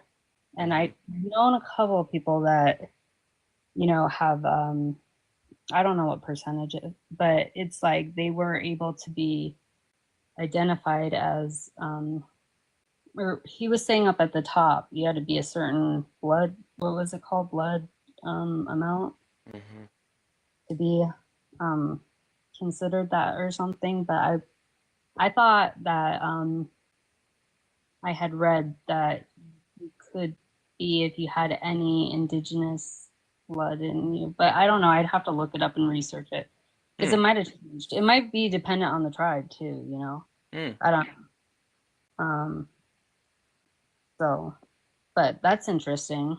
I'm always willing to learn, but I had thought that, you know, I don't know. I'd have to research it because that's not something that I've researched recently. Got it. Okay, cool. Is there any other thoughts? I mean, is there a specific thought you want me to respond to? I'm sorry if Well, I'm no. I mean, I think we might still be missing it. But don't worry, we got more people up here that can help, and I promise you we're gonna get there real quick. W's in the chat for Kauai. I think it's pronounced Kauai or Kauai, over on YouTube, who sent a $5 YouTube chat, and also Roro, who sent a $5 YouTube super chat to say first time in your live. Roro, thank you so much, guys. If you're watching over on YouTube, make sure you actually hit the subscribe button. A lot of times when you watch on YouTube, you don't necessarily subscribe; you just watch. I checked out the analytics. Make sure you hit that subscribe button, guys. We also still have $220 left in our nightly donation goal. So if 220 people send $1, we can close out our nightly donation goal. If you enjoy the information, education, entertainment, please consider donating. Everything's accepted. Anything's appreciated. It's the best way to support the live. Last but not least, if you look up at the top, if it says follow, that means you're not following me. This is the main page now. Make sure you hit that follow button. Make sure you actually send your daily heart me. Do all the wonderful things. We got tall and sexy up here. Tall and sexy. I know you've been in the chat. And you've had a little bit of time. I think that Jacqueline still might have missed it some. Would you like to I was gonna say I'm gonna have to jump off because it's getting late and I have to work in the morning. But I do appreciate all the knowledge that you're sharing, and I respect your opinions. But I do have to get to bed because I get up really, really early. Okay. Well, alrighty, thank you for letting me jump into your chat. Absolutely, and, thank you for coming. Hopefully, all we'll this be. stuff is important, and everything is important that you've been talking about. Yeah, we that was not me. That's not me. Hands right here. It's not me that time. I was just going to say we are got another night of late nights, and we got a lot more left to do. And please come back. I think you definitely should be here. Definitely. W's in the chat for Rashida. Rashida sent a $1 donation saying, enjoying your live. Hope this helps. Rashida, it absolutely does. Guys, when I say, even if you send $1, everything is appreciated. I truly mean it. Thank you so much for that $1 donation, Rashida. I truly do appreciate it. W's in the chat for Rashida. That means now we're only $219 away. So, Tall and Sexy, are you still there? I mean, I was really hoping you were going to get an opportunity to speak to her. I'm here. Okay. The floor is yours. Everyone, thank you for having me up.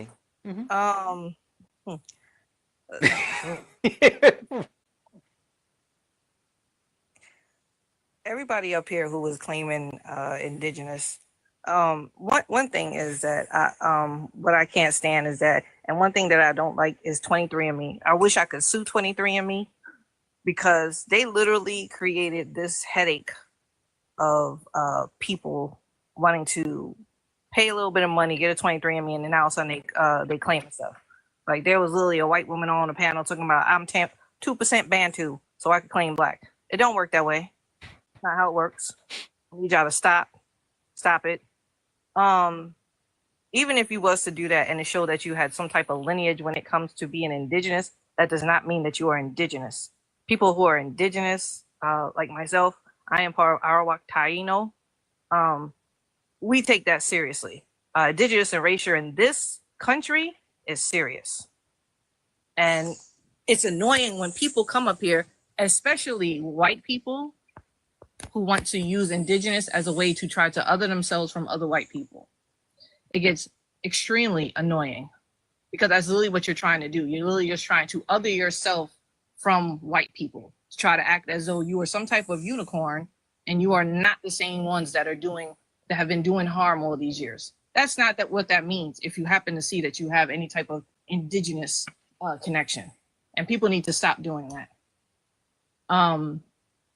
At the top, wasn't it Sleep Flight? Yeah, I'm sorry, I was just about to point you in this direction. Sleep Fight. Where's your family from? I'm gonna send him a request. There we go. You got it. From where? Oklahoma. Got you. And you said who was connected to indigenous? My grandma. That's how we know we're on the rolls, is because through her. Right. And you said a blood quantum amount for your grandmother. Yes. Which was 3/4. right. Well, and just to be clear, he said his Native American grandmother, and they do blood quantum. So there's that. Oh, Lord have mercy. I didn't want to say anything because it's not my place, but I'm happy that you're here. No. I'm very interested to see what she's got to say. But that's okay. Go ahead. And why can you tell me as to why? Because one thing is that indigenous people don't bring up blood quantum. That's one thing we don't do. Because why was blood quantum a thing? Ma'am, I'm not sure you're about your tribe. I'm not really sure. No, I know my tribe. no. It was for any tribe. Why was blood quantum a thing? Okay, I'm trying to explain this the best way possible. Well, if you're indigenous, you would know. There wasn't DNA. There wasn't DNA. No, okay. no. If you are indigenous, you understand why blood quantum was a thing and why indigenous people don't speak on it. They do. They do speak on it. You can Google that, and you know that. No. So you would know. No. There's a reason it's not spoke about, and why indigenous people do not use it. Okay. So 51 years ago, sleep fight. You remember how we talked about, like, there's going to be points where you're uncomfortable and you need to sit in that uncomfortability, and it's also okay to say I don't know and try to actually learn. This would be one of those times where you like, hey, can you tell me if I'm off? Like that would be one of those like great opportunities to do that. Okay, I would love to show you my city IB card. Oh my God. Hopefully you know what that means. I don't need to see that. I'm speaking on. Okay, so I'm going to tell everybody else because you don't seem to want to engage. So I'll speak to everybody else. No, the reason why, hold on one second, Sleep Fight. I'm sorry. Go ahead. The reason people who are indigenous don't use that is because that is something the government put on indigenous people to try to categorize them and put them in certain things and say you are able to get this, you are able to get that. That's why they don't do it. That's another reason as to why that is another reason why as indigenous people don't use the I slur. It's something that was put on them by colonizers. Blood quantum is something the government used to try to tell indigenous people who they were, what land they could have, what they could actually have. That's why it's not. I'm not going to I'm not going to deep dive into that because I'm be honest with you, I'm not an expert, subject matter expert in that area. I can just tell you. But Sleep Fight, that's why we said. But that's why we said when there's an opportunity, Sleep Fight. But that's what. But listen, hold on. What you're feeling right now is that uncomfortableness that we were just talking about. You're pushing back so hard because you're getting something that you just said that you're not an expert and someone who is actually trying to give you detailed facts. You said you don't go into the details of it. Someone's trying to give you detailed facts, and instead of you saying, "Hey, let me hear this out," you immediately pushing back and you're getting uncomfortable. And I understand why you're doing it, but just take a breath and try to take it in. Just slow down for half a second. Right. And I do respect her, her feedback. I really do, because if nothing else, it'll educate people. Because honestly, I have never really talked outside Oklahoma. I'm just a country boy. I live here. I know my family. I know my roots. Okay. I know who I'm connected to. I mean, here we don't have a whole lot of real racial issues. I don't know. I mean, I see it and I'm like, wow, dude, that's really bad. Like, but now when I come on live, I'm exposed to a lot of things and people's opinions that is like, I'll be honest with, I'm shocked, but at the same time, I'm like, okay, well, hey, if I can learn something from it, I'll take something. Sir, aren't you a white indigenous person? I am white skinned. You're a white indigenous person, correct? Yes. So why? Yes. How would you see a racial issue? Well, I've actually been, my own tribe when I was younger as a kid. Ooh, okay. Hey.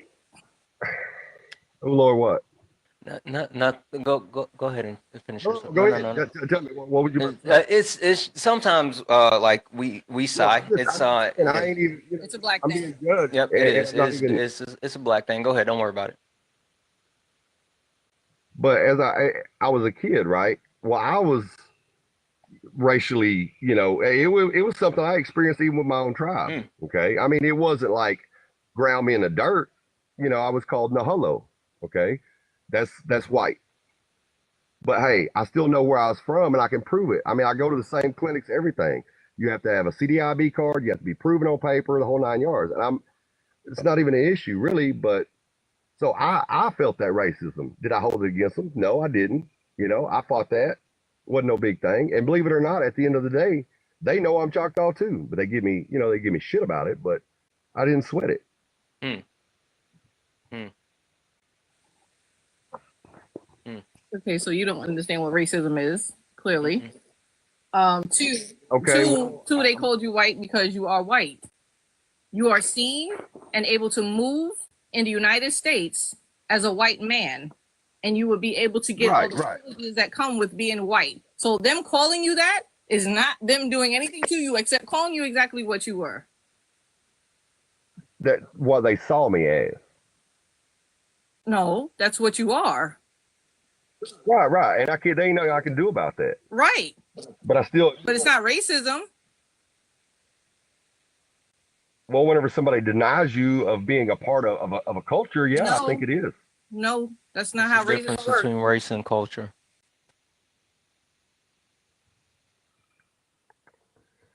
I don't know. I guess I'm learning then. Well, I mean, that's kind of the point. That's what we've been trying to help.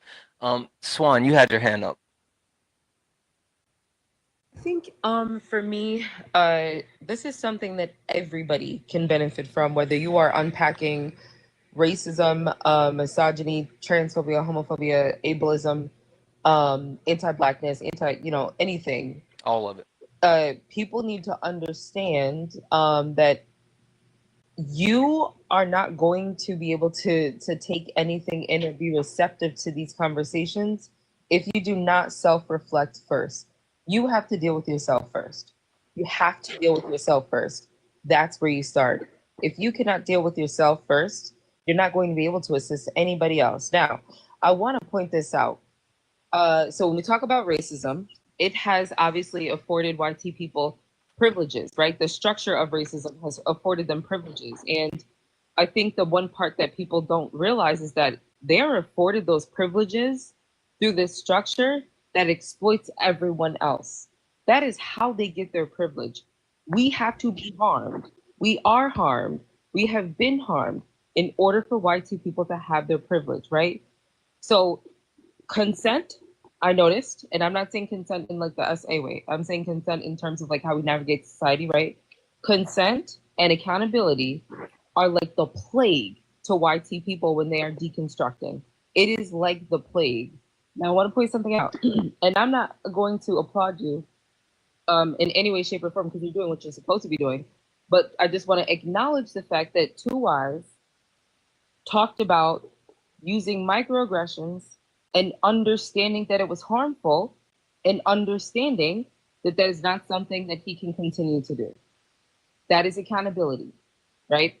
If you don't take accountability for the things that you have done wrong, right? Because nothing that Kim is saying is wrong at all in any way, shape, or form. In fact, sleeping, you may not realize this, but some of the things that you are saying can cause erasure to indigenous people, right? It's the same thing when the Jacqueline was up here and she was saying like, you could be Hispanic and that's a race. But wait a minute, I'm a Black Hispanic woman, right? When we get into proximity or conversations with women who are Hispanic that are YT presenting or just white Hispanic, right? They will try to other themselves because they don't want to implicate themselves. They want to make themselves more comfortable, right? We get into so much. The right to comfort is what we're seeing here play out with Jacqueline, with sleeping, and even with, I think, what was her name?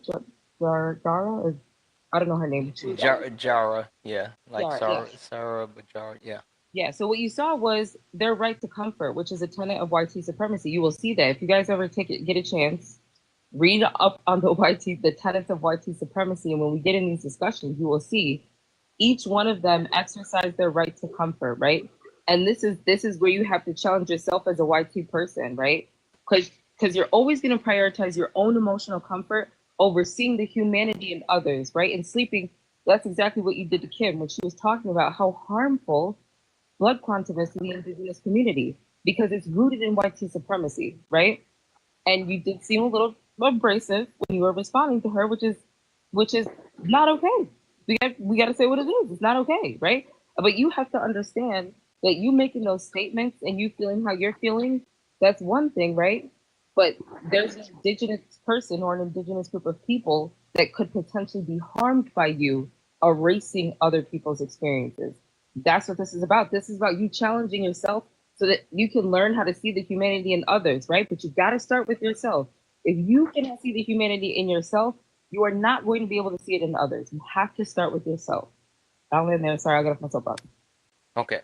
Let me do this because there's a lot going on, and I think we're gonna just take just a quick commercial break because there's a lot to unpack, and there's a lot of people I need to thank, and I don't want to get too far behind. W's in the chat for Frey. What up, Frey? Frey sent a $6.66 donation, and I rounded up to $7 because I refuse to deal with change. W's in the chat for Frey. Frey sent a $6.66 donation to say, I'm 99.9% European, but 1% demon, but I'm still white. And I know that's why it's hard to say white. Hell, Satan, sup, K? W's in the chat for Amanda, who sent a $5 donation. In place of Jenny, I got it. Listen, I already know. I've saw the back and forth. Thank you so much for the $5 donation, Amanda.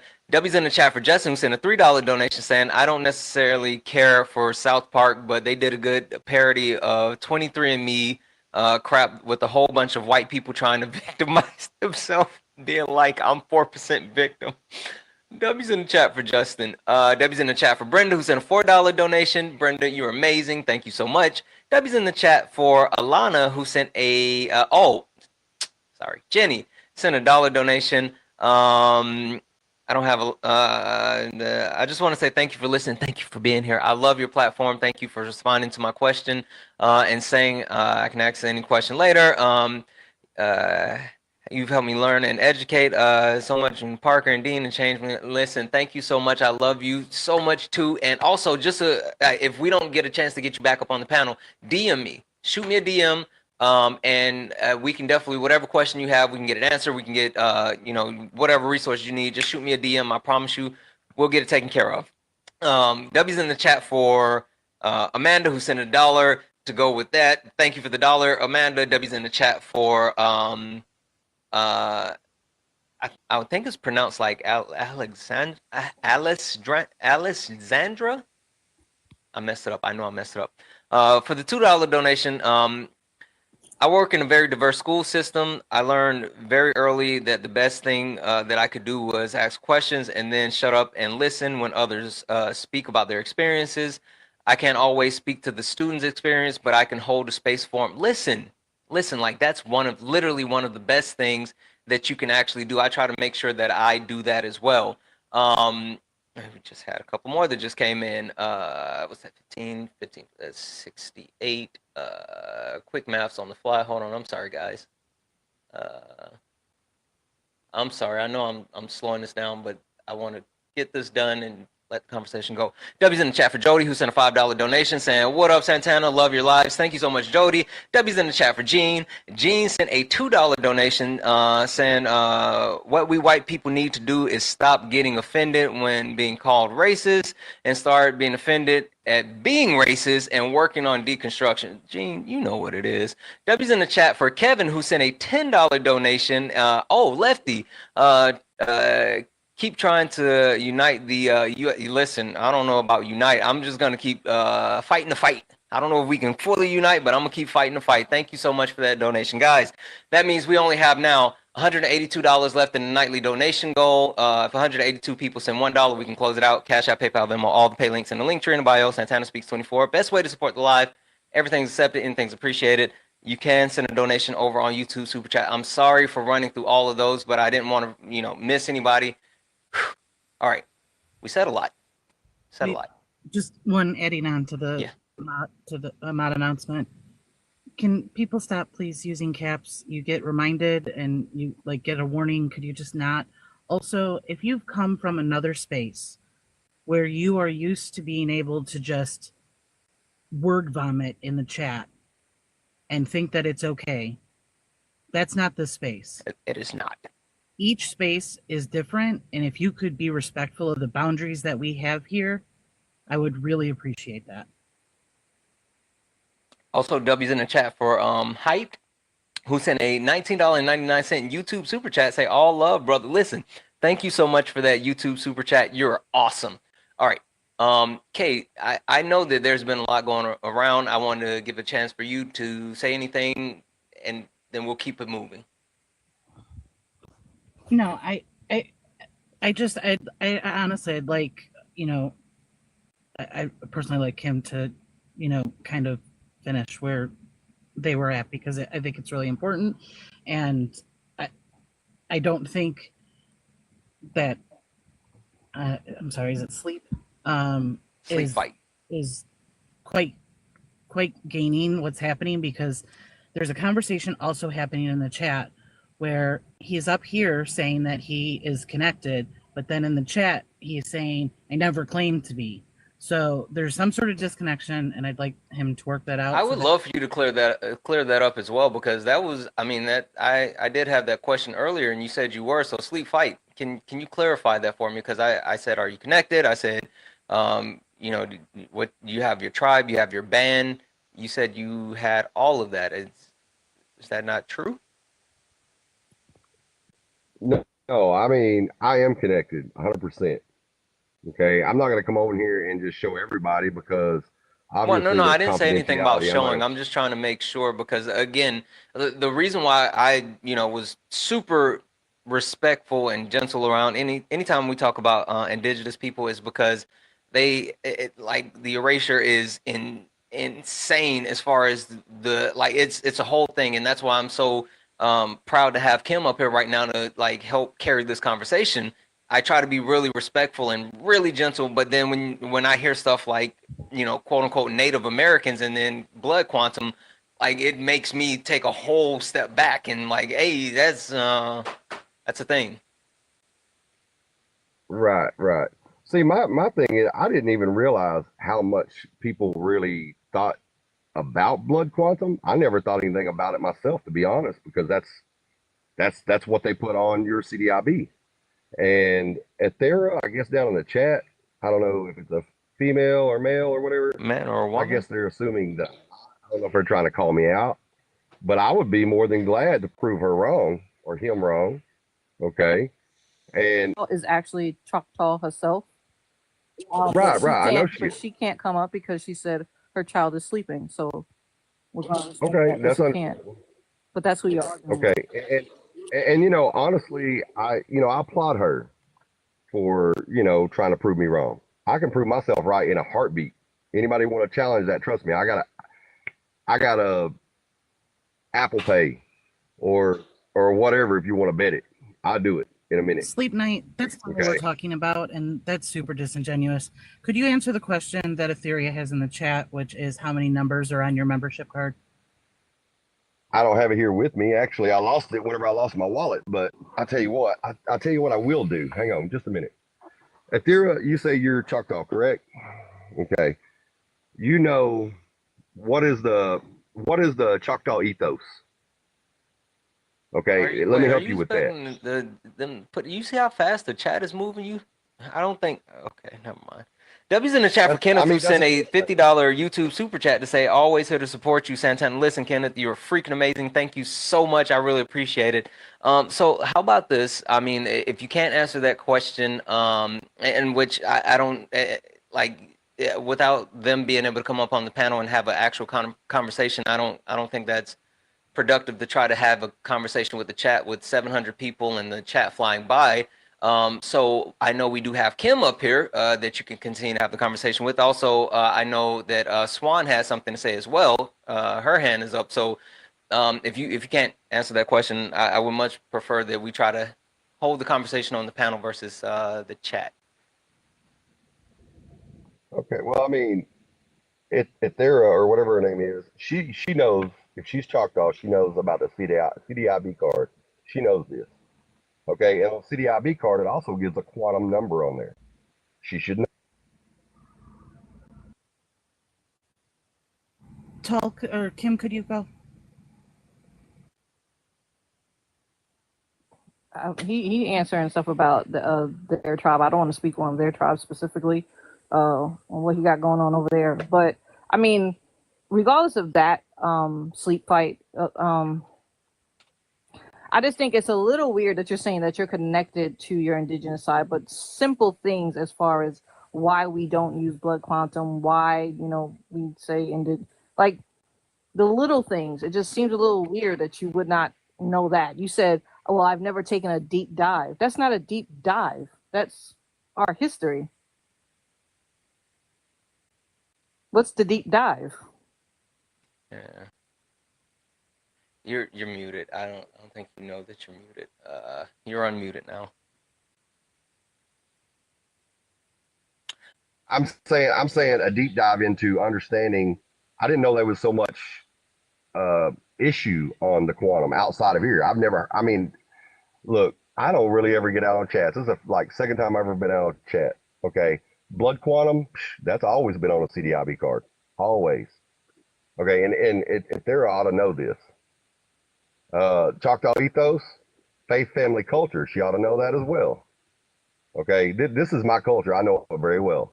I don't even know why she's even claiming to discredit me. I promise you, I can discredit her right now. And again, I don't. So again, like going. Hold on. Let me wait. Let's stop for a second, because I promise you, this is not about discrediting people, right? When literally this point right here says genuine discourse or pure ego, like, and we've been like trying to get down to like the crust of it all night, and honestly, we haven't gotten out of the blocks with a lot of different things. I mean, we haven't talked about classism versus racism. We haven't gotten into black, blue, or white spaces. We haven't even gotten into like local matters, which, talking about like food deserts or food swamps, because we have been like trying to get through this point, and there's been so many people up here that can't get past the ego in order to be receptive to anything that they're hearing or learning, and it's a lot, right? And that's where we are. No one's trying to discredit you. We're trying to, one, make sure that we are all on the same page, but two, and I'm just gonna say it the way I said, I am no way, shape, or form the expert on indigenous people. I legitimately lean so hard on people from that community to continue to educate me, to correct me in every way, every direction, because I am not the expert. But when I hear things that, like, again, make my ears perk up, like when it's easy, and a lot of stuff goes over my head, but when I catch it just like that, I'm like, there's something, and that's where we are. Like that's why, like, it's a thing. No one's trying to discredit you, but they're like, it's something, and there's such a huge issue with the way that people try to, hell, I'm gonna just say it, colonize indigenous people, right? They try to literally, it's a whole thing, and it's a worrying thing, but also it's a thing that people may do unintentionally, right? When they say, oh, I'm 1/6 Cherokee, right? And they don't understand, being connected and all. So that's what we're doing. It's, I promise you, no one's trying to discredit you. Right. I mean, I haven't interjected unless I've been, had a conversation toward me, and to me that just seems like that's what it kind of is, which I don't mind. I mean, I'll go that route. I mean, you know what I'm saying? I judge everybody on character, never color, and I wish people would do that. Man, the world would be a beautiful place, but unfortunately, it's just not like that. Yeah. I agree with you. I'm not saying it hadn't. I I think didn't say it. I think my biggest I issue have. that I That's have, what I. I can't speak for the panel, but I'm gonna tell you my biggest issue that I have with you is that we're speaking about race, correct, Santana? That's what we're Correct. speaking We about. are. We absolutely are. And for some reason, you seem to be putting your whole racial identity on this indigenous ancestry that you happen to have. Well, But because that's not they your asked me race. about it whenever it was introduction. But Whenever we that's had the not your introduction. race. Okay, what is my race? White. Okay, I guess I'm white because I look white. I guess. I mean, I'm not Choctaw at all, right? Is That's that what you're not what saying? we're saying. Are we We- serious right now? We're not saying that. What sleep fight? We at back. What fuck? Shit. 2 hours ago.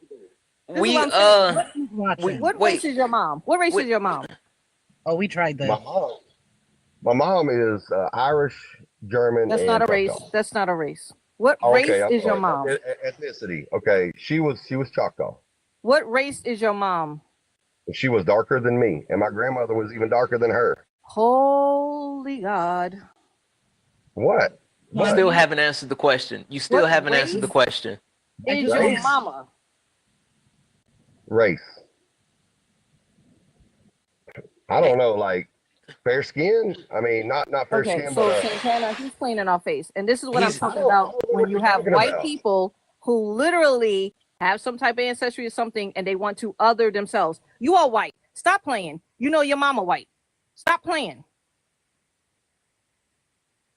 Like I hate this because people that look like us, Santana, we can't do that. We can't sit there and be like, I'm this, I'm this. No, I can't sit there and tell myself I'm something else. We're not chameleons.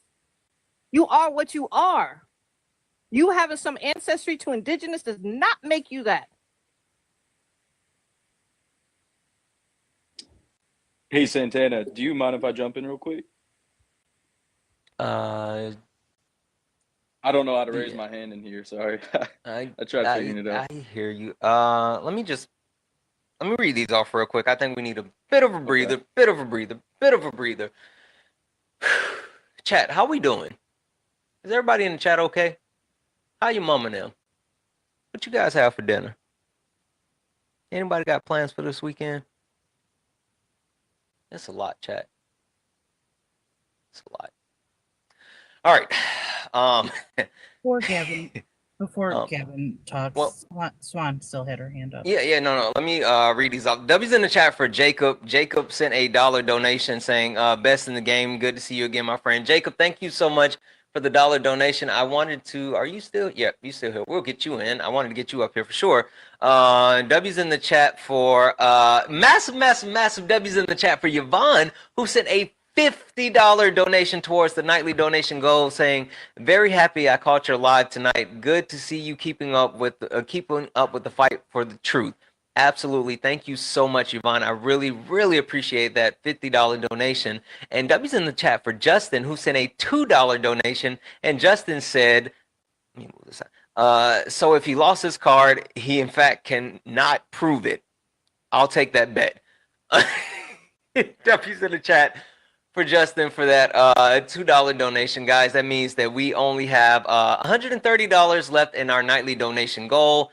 There's 700 people hanging out. If 130 people send $1, we can close out the nightly donation goal. Cash App, PayPal, Venmo, all the pay links are in the link tree in the bio. Santana Speaks 24. Best way to support the live. Everything is accepted. Anything's appreciated. If you want to donate over on YouTube, you can donate via a YouTube super chat, and I will read that out. And guys, while Swan, Kim, and Kay, yes, I said Kay, are up on the panel, please make sure we're taking care of them. If you enjoy the rest of the panel, gift them as well, but especially those three because they are my special invited guests. So make sure we are taking care of them. Tap the screen. Let's go ahead and get the likes up to 300,000 likes. Share the live out. If you take a look up here, if you see the word follow, that means you're not following me. This is the main account. Follow this account. Do all the wonderful things. Swan. I think that there is a lot of nuance when we have these conversations, right? Like for example, it did come up yesterday and the conversation with I believe it was Lady P and another woman on the panel who was Mexican.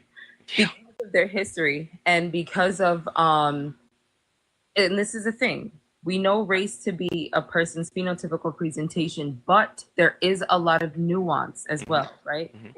I think that everybody has to remember that your goal is to unpack, right? And start to see the humanity in yourself and others, because the way that we're socialized, we lose out on that if we just, succumb to these systems and what they do to us. But so yeah, so it's like, for example, for me, right? I have Taino ancestry on my mother's side. So my grandmother's parents, she's a European. Her family came over from Europe to Puerto Rico. And then my great grandfather's Taino, right? Here's the thing.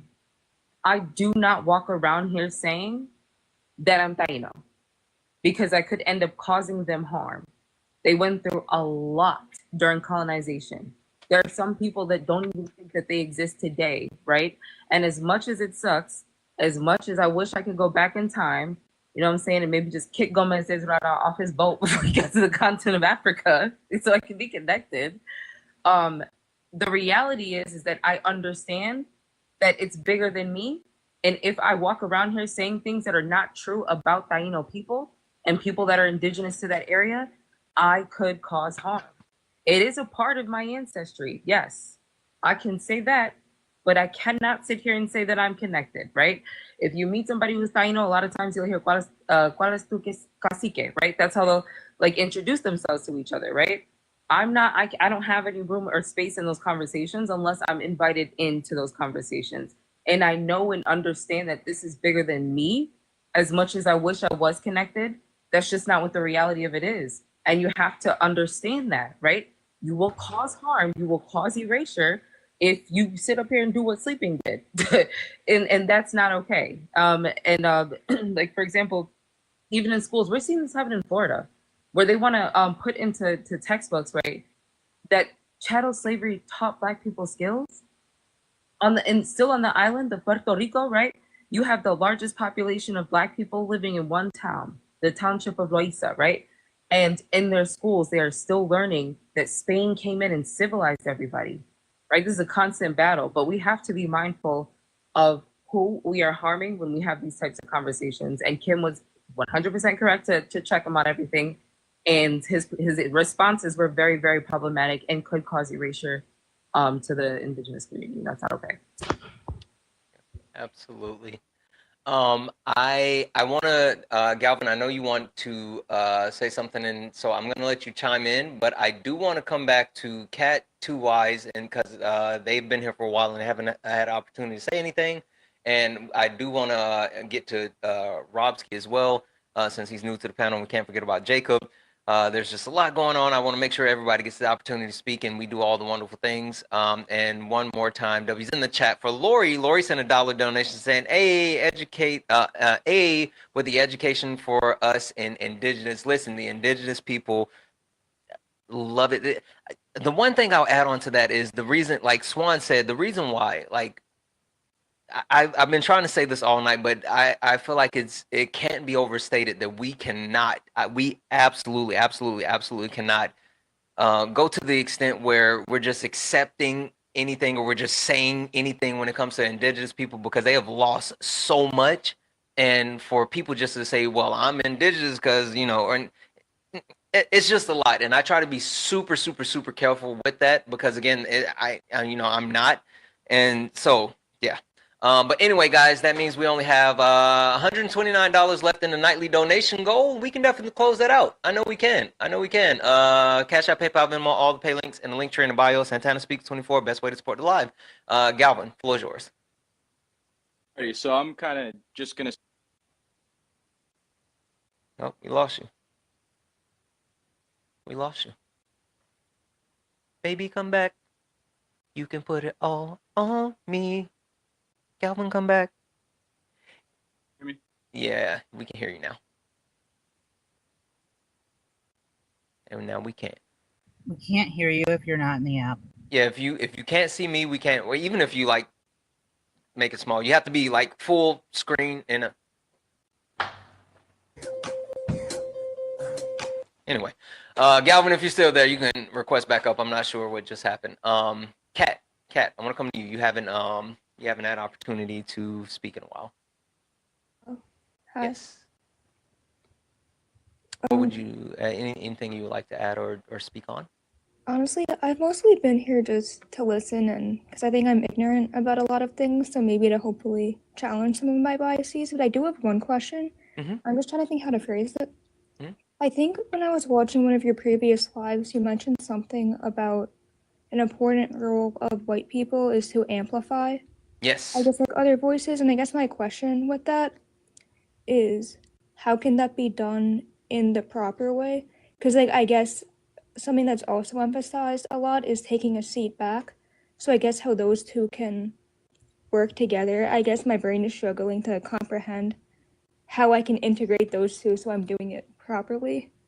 I hope Yeah. my question makes sense. Yeah. And I will open it up to the rest of the panel as well. But what I was saying in that instance, I talk about like anytime that you want to advocate for any marginalized communities, the best thing that you can actually do, W's in the chat for Quan and D-Clan, is actually use your privilege to protect those marginalized people, right? Give them coverage to be able to speak their truth without harm or persecution. Use your privilege that you have to protect them so they can actually use their voice, because in a lot of situations their voice are not only marginalized, but when they try to use their voice, they're immediately attacked, right? So that's the main part that I try to amplify is like, whenever I'm trying to advocate for women, I try to use my platform here on TikTok. I'll go into their spaces. I'll sit on their panel. I'll, whenever I'm there, I'm like, hey, don't gift me, gift them. If you want to send any donations, send it to them. If they send a donation to me, I send it to them. And I try to do that as much as possible to amplify them, because they don't always get the same opportunities I get. So that's what I mean in that situation. Definitely makes sense because I think when I first heard it, I misinterpreted it as almost like speaking for other people, which I disagree with. So I wanted to make sure I understood you properly because Yeah. I was just very confused at first because I think the first time I heard it, my interpretation wasn't correct and it didn't make sense to me. So I just wanted to seek clarification. Yeah. It's also No. like 1:30 a.m. for me, so I'm very tired. No I'm a worries. bit incoherent. Oh, I'm gonna say this real quick. No, definitely don't speak for other people. I know Kay had something for Yeah. you, so I'm gonna give it to Kay for a second. So another thing too, two little like acronyms that I usually always give like white people to work with are wait and want, which is why am I talking? And then why am I not talking? So if there's a reason that you should be standing up and using your voice and protecting those people, but if there are people that can and should speak for themselves that are, able to, then you don't amplify those, you don't talk over those voices. And then the why am I talking, like kind of question yourself before you like hop in and like want to save a situation. And, so you can look up both of those. They have worksheets on like where to step in and where to step back. And then just working on yourself and doing like an inherent bias check. There's also, things that you can look up and, go down the list and say, like, have I ever like crossed the street, because somebody was coming that, made me feel uncomfortable. Why did that make me feel uncomfortable?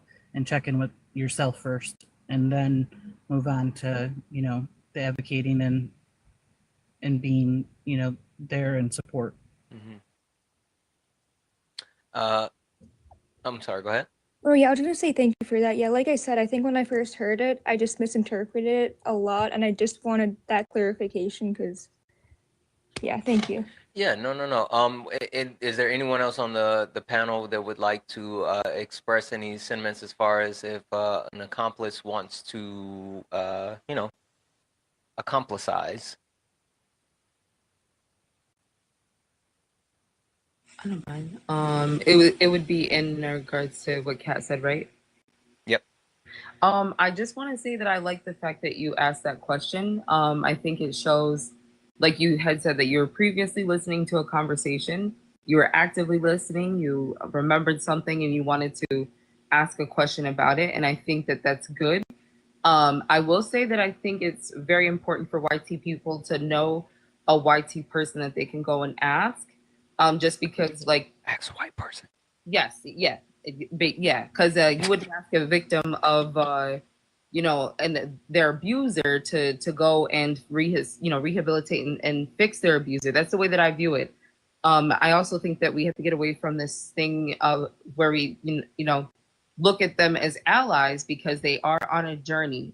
Even though we are all unpacking, the journey for YT people is learning how to give up your privilege, learning to see the humanity in yourself and others. And for us who are not white, it's completely different. It's, you have to deal with all of the trauma, that you've dealt with. So they're two very different journeys, but I do think it's very important that YT people ask YT people those things. But yeah, I really like the fact that you were taking in the conversation and you asked a question. No question is a bad question, only the ones that aren't asked. So I think that that's good. I don't know. I've heard some really bad questions, especially today. Okay. Two Wise, I want to give you the floor for a moment, and then I want to introduce a new person on the panel.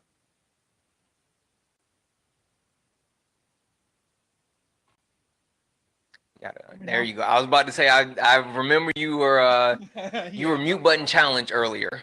Oh yeah, I spent 6 hours today fighting YouTube. I had to delete it, reinstall it, or not TikTok. I would like to ask a question because I felt like Kat's question was excellent. I am aggressive, and I have the privilege of being your generic white male, and I speak good old boy. So my question is because I'm able to get into groups that people that are oppressed or experience those kinds of things, those hardships, how can I try to knock the tree loose a little bit so that I can open the door for them? Does that make sense? It does. Kay.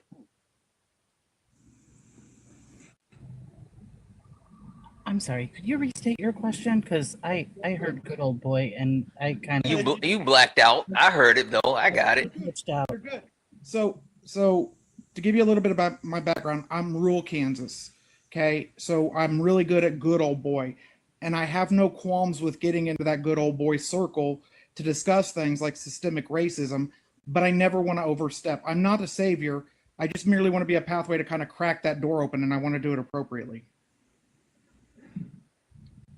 Are you talking about in groups of white people? Yeah. Okay. He's like how does he get white people to be more accepting of marginalized community and create opportunities for marginalized people? To speak up.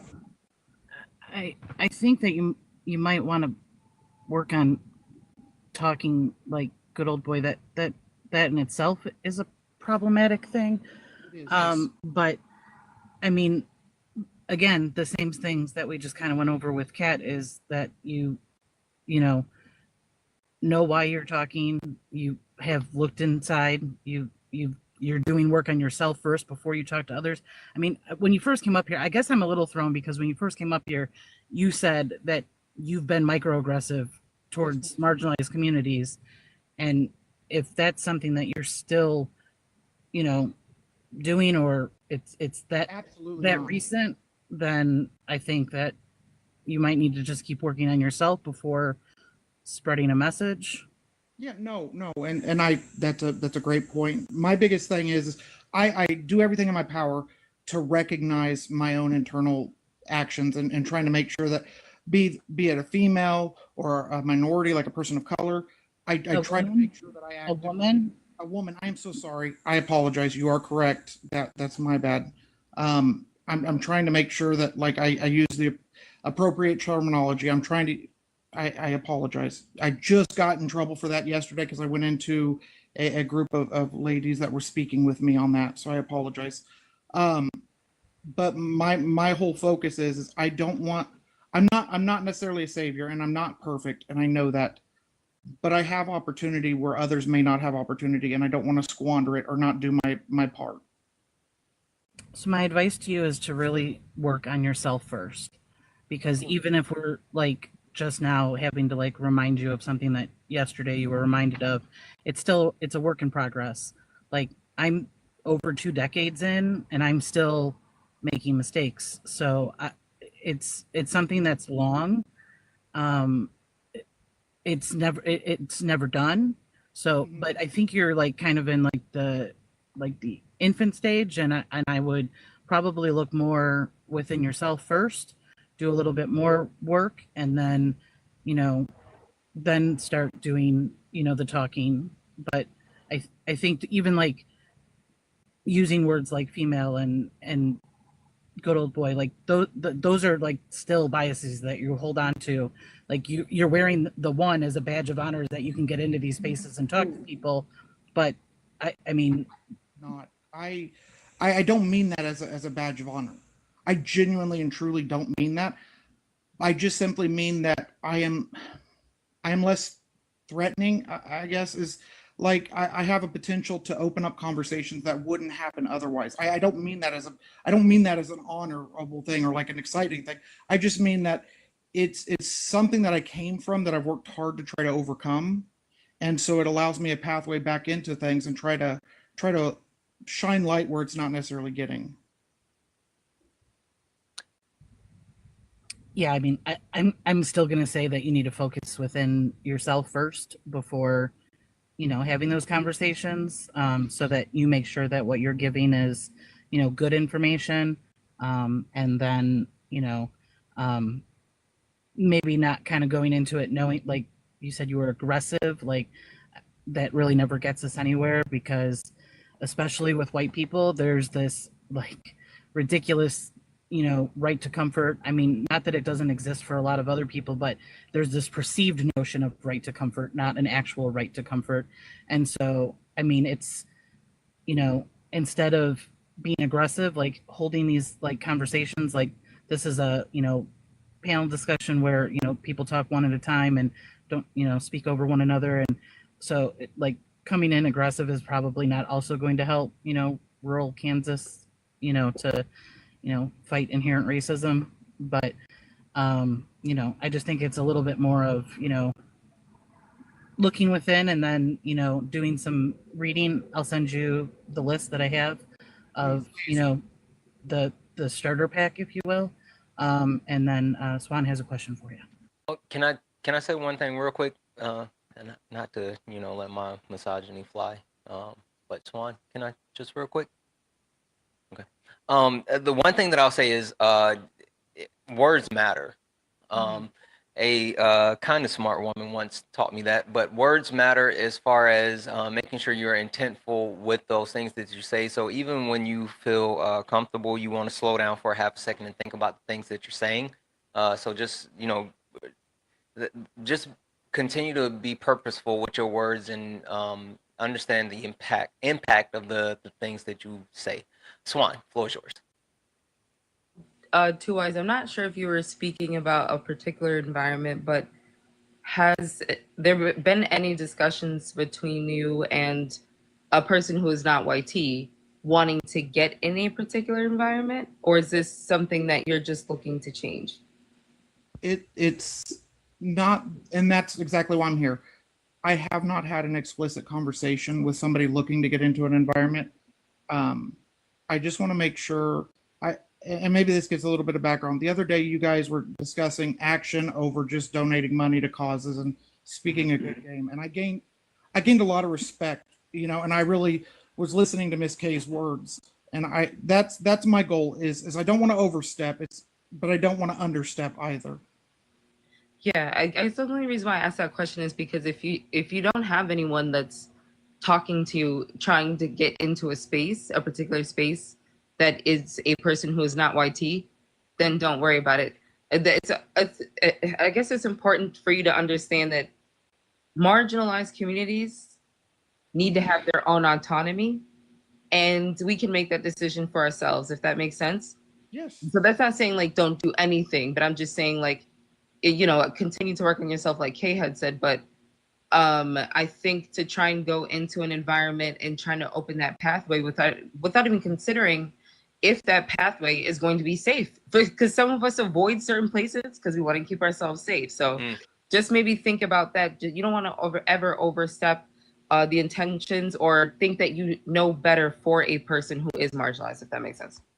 that actually, I did not even consider that. I didn't even consider about opening up pathways. My thought is just, trying to do the right, and I wasn't thinking about the consequences of my actions. So I think that's that purposeful that you were talking about. And I really do appreciate all of you speaking up and kind of helping guide me. Yeah, I just No, want listen. to add to that too, Wise, if I may. Oh, give me 1 second. I was just about to say, like I this is literally like the one thing that we've been fighting through all night, right? Genuine discourse versus pure ego, and the fact that you're willing to actually engage in that and try to understand and hear and actually that's genuine discourse. That's what we were hoping for the entire night. And I know we've been trying to get out of starting blocks, but yeah. So is it Drowrich? How do you say that? Drew, like Drew. Andy. Yeah. Drew. All right. Drew, I'm gonna let you say what you gotta say real quick, but then I think it's pronounced Wanta. Juanita? Juanita, it is Juanita. I'm sorry, I can't see. Okay, so let me look. You see how far my phone is? Yeah. Anyway, so I'll let you say what you have to say real quick, but then Juanita, I wanted to give Juanita the floor because I think they have some information to share, and then we'll go from there. Yeah, so I'll be succinct. Too Wise, I appreciate you being, open and trying. And I think the most important thing that you can do, like, I don't go into like MAGA lives because I'll be reactionary. I have my feelings and I don't know what's going on. But this is all about learning. I come here for education. So if you want steps on how you can be a better ally per se, stay open and just keep learning until you feel like you might know a little bit of what's going on, and then you can start taking those steps and you won't overstep. But right now, it's all about learning and staying receptive and open to knowledge. That's it. Okay, you had your hand up. I want to say, like, the word ally, first of all, can we all stop using it? First, like, the bios, the safety pins, the blue bracelets, like goddamn all blue of bracelets. that, like, that's not something that we get to call ourselves. It's not something that we get to even say, like, hey, I'm working to be an ally. That's something that somebody who trusts you comes and says to you, like, hey, will you help me come talk about something because I value your opinion. But the whole word ally I'm so tired of it. And accomplice, like, I'm also kind of tired of that one. Hold on now, because I just colonized that word. You colonize whatever you want, but just these labels, the flags and showing, like, the performative stuff could just stop. Like the book reading, all of the internal work, that's the stuff that really matters. It all of those things give, like, the whole anti-racist actual learning experience just such a negative look. And I just beg you to stop using it, please. So performative stuff aside, an ally is still an ally. Not a lot of people earn the title, but like people will do anything for clout. Hold on, Kay. Wait. Yeah, So, people do anything. Hold on, Kim. When I see someone like Too Wise, I've been on Santana's lives all day. I've seen people come in here and crash out and identify with their ego and just attack and react to everything. But if you come into these spaces with an open mind and you're here to learn, no one has to give you a badge or a pin. You are genuinely concerned about your role in the system. Every day, white people live in the system and benefit from the system and don't say shit about the system. Nothing at all. Sometimes they say too much about it, but yeah. And that might be performative, but a real ally tries to learn about the system, really takes it into themselves and learns how people are oppressed and how they can be a part of that. Like earlier, a part of the oppression? Yeah, I took a shot at this Caucasian woman. I said, "You're not red," and that may have been a slur to the indigenous people in Yeah, there. I mean, we sometimes Caucasians do that. Yeah. You just want to stay open. It's like if you're powerless against this system, only thing you can do is understand it and study it so that you can better address it. Yep. Yep. How much more are you gonna allow this to go? Whew, okay, sometimes I have fun. Hold on, wait. Is white or black? Take a guess, Kim. He's white. Okay. Because I think it's a little weird when white people think that they could decide who's an ally or not, or when they can use it. I think that's some weird. Check my account. I think that's weird. Drew, are you white? Fortunately, I am not. You're not? What are you? Yeah, unfortunately. I'm sorry, that was a shot. I just feel really proud to be black. Okay, so why would you say I'm? Oh my God, that's problematic itself. How you said check your profile? I don't see anything, but I've got like 2 videos. One of them in a pool. You can see like half my face. I see it. Okay, I didn't check his profile. That's yeah. That's why I was asking in the comments because I didn't know. But Ooh, boy, there's a lot there to that still. Yeah, all right. Yeah. That was wild. I'm sorry. I just can't stand the word allies. I just can't. I can't, because the people that claim that they are allies, again, it's always performative. Always performative. There's nothing behind it. I had a conversation with somebody, remember, on Swan's Live the other day, because they were trying to give cookies and pats on the back for white people who are abolitionists or people that stand up for certain things. And I said, let me ask you something, because he was talking about the George Floyd protest. I said, tell me, what did the white people do who went to the George Floyd protest? What did they do after they went to the protest? And he said, I don't know. I said, no, nothing. They went home. They went home. They sat down, put on their PlayStation. They watched TV. They had dinner. They maybe posted something or scrolled through something. That was it. You know what's nothing. You know what's funny, Kim? I didn't even hear that conversation. I already knew the answer to that. Yeah, but that's what I said. People don't seem to understand that. I said because they always want to throw that in our face. Well, I was out there for George Floyd, and what did you do?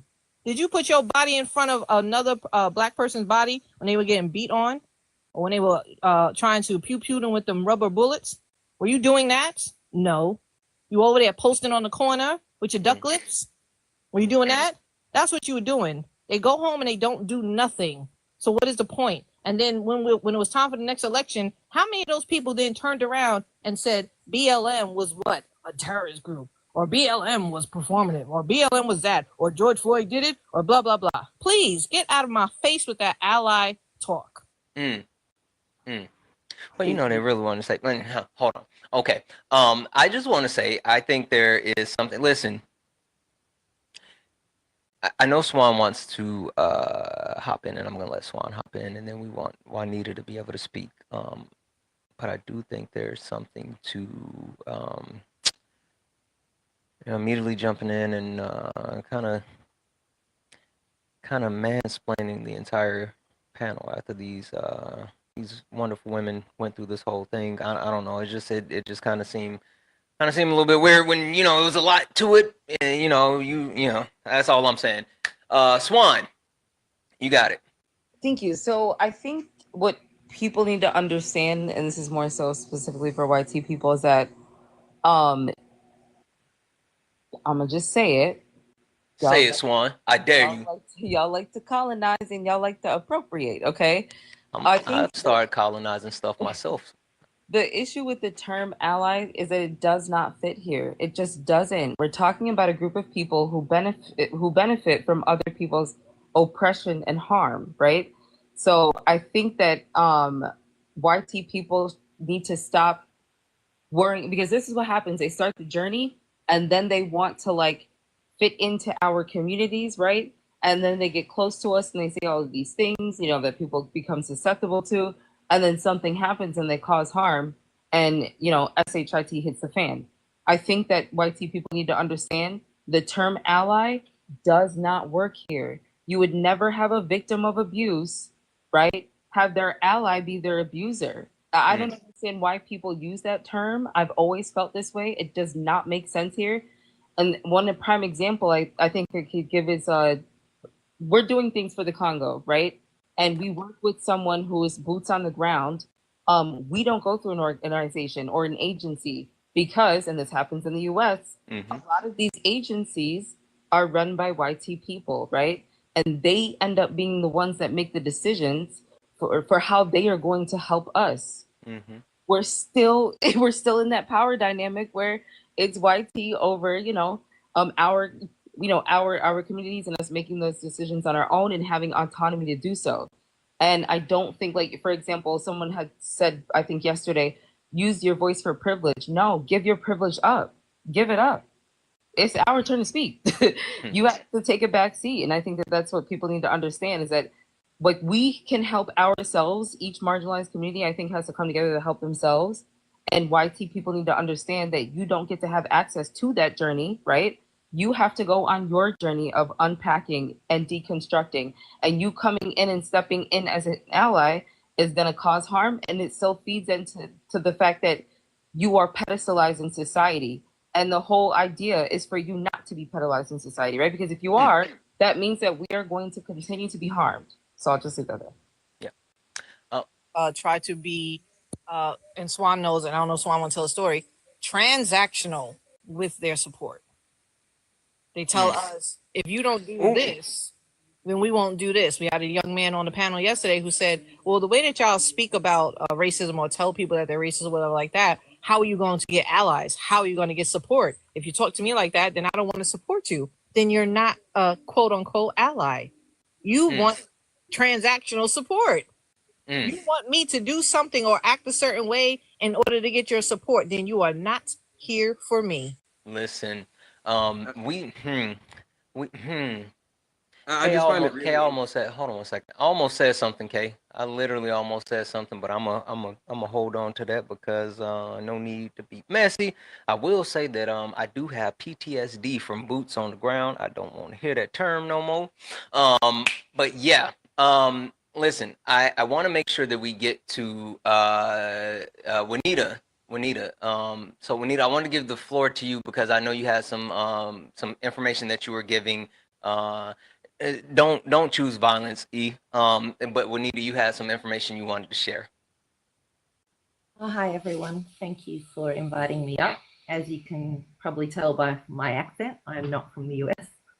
I'm an Aboriginal person from Western Australia, but I watch your lives all the time. I love them. And I've subscribed previously. But I guess contextually, and thank you, panel and the listeners or viewers. I think contextually, because what I guess triggered me a little bit was the dialogue around the indigeneity issue. So as I said, I'm an Aboriginal woman, but that's a colonial term. So my identity is a Bini Juban woman. I'm of Burung skin. I come from the Western Desert in Western Australia, which is, if you looked at and know your history of Australia, fairly traditional. So my family still goes through law, as in LORE. We eat kangaroo and galaya and all kinds of traditional bush foods. However, as you can tell, I am clearly from what I guess the dialogue of this context is like about race and discussion and so forth, is that it was intriguing to me because I've looked at a lot of international stuff and I've been professionally delivering cultural training and engaged in empowering and guiding non-Aboriginal people in Australia and internationally on Aboriginal issues, Aboriginal history, the impact of colonialism and invasion in Australia, right?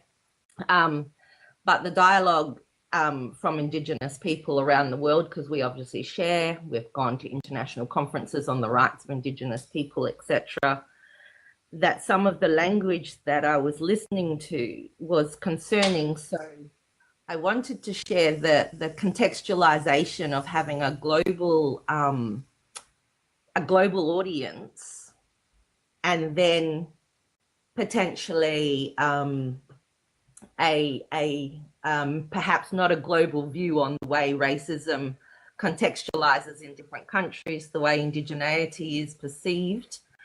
You know, we've even had people from FB, was it the Foundation of Black Americans and Indians and everyone come and challenge Aboriginal people here. We have African Americans who come and look at the color of Aboriginal people here in Australia and question identity and indigeneity, because the colorization aspect in the US is very different to the cultural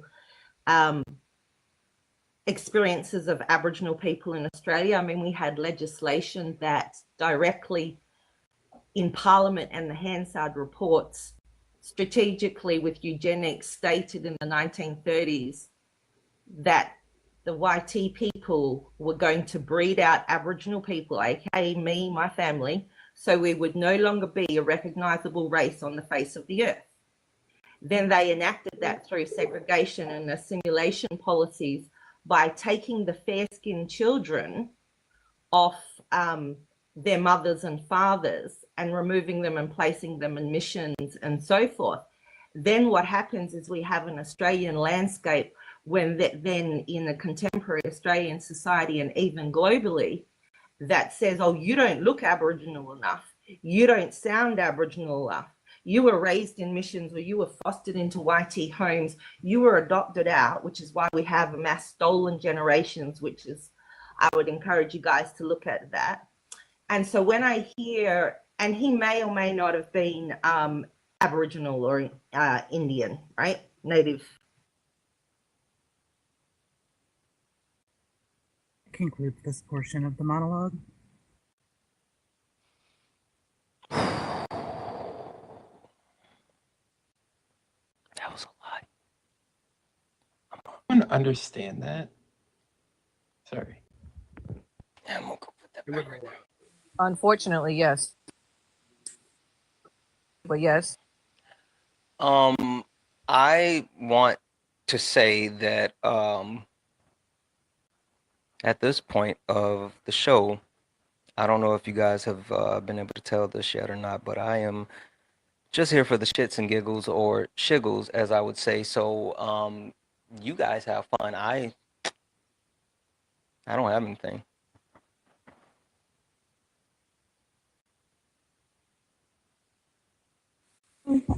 Okay, Juanita, I'm because you said that you had issues with the discourse about indigeneity here in the States, right? In comparison to Australia? Is that correct? Juanita, you have to hit your mute button. You tap on your screen and then you hit the little. There you go. Sorry. Yep. I'm 52. No, I forgot. No, it's okay. But yeah, you had said that you were bothered by the discussions of indigeneity here in the States. I'm not totally bothered per se. I love the conversations. I'm just, and Santana, you used a real important thing just recent. You said like words are powerful.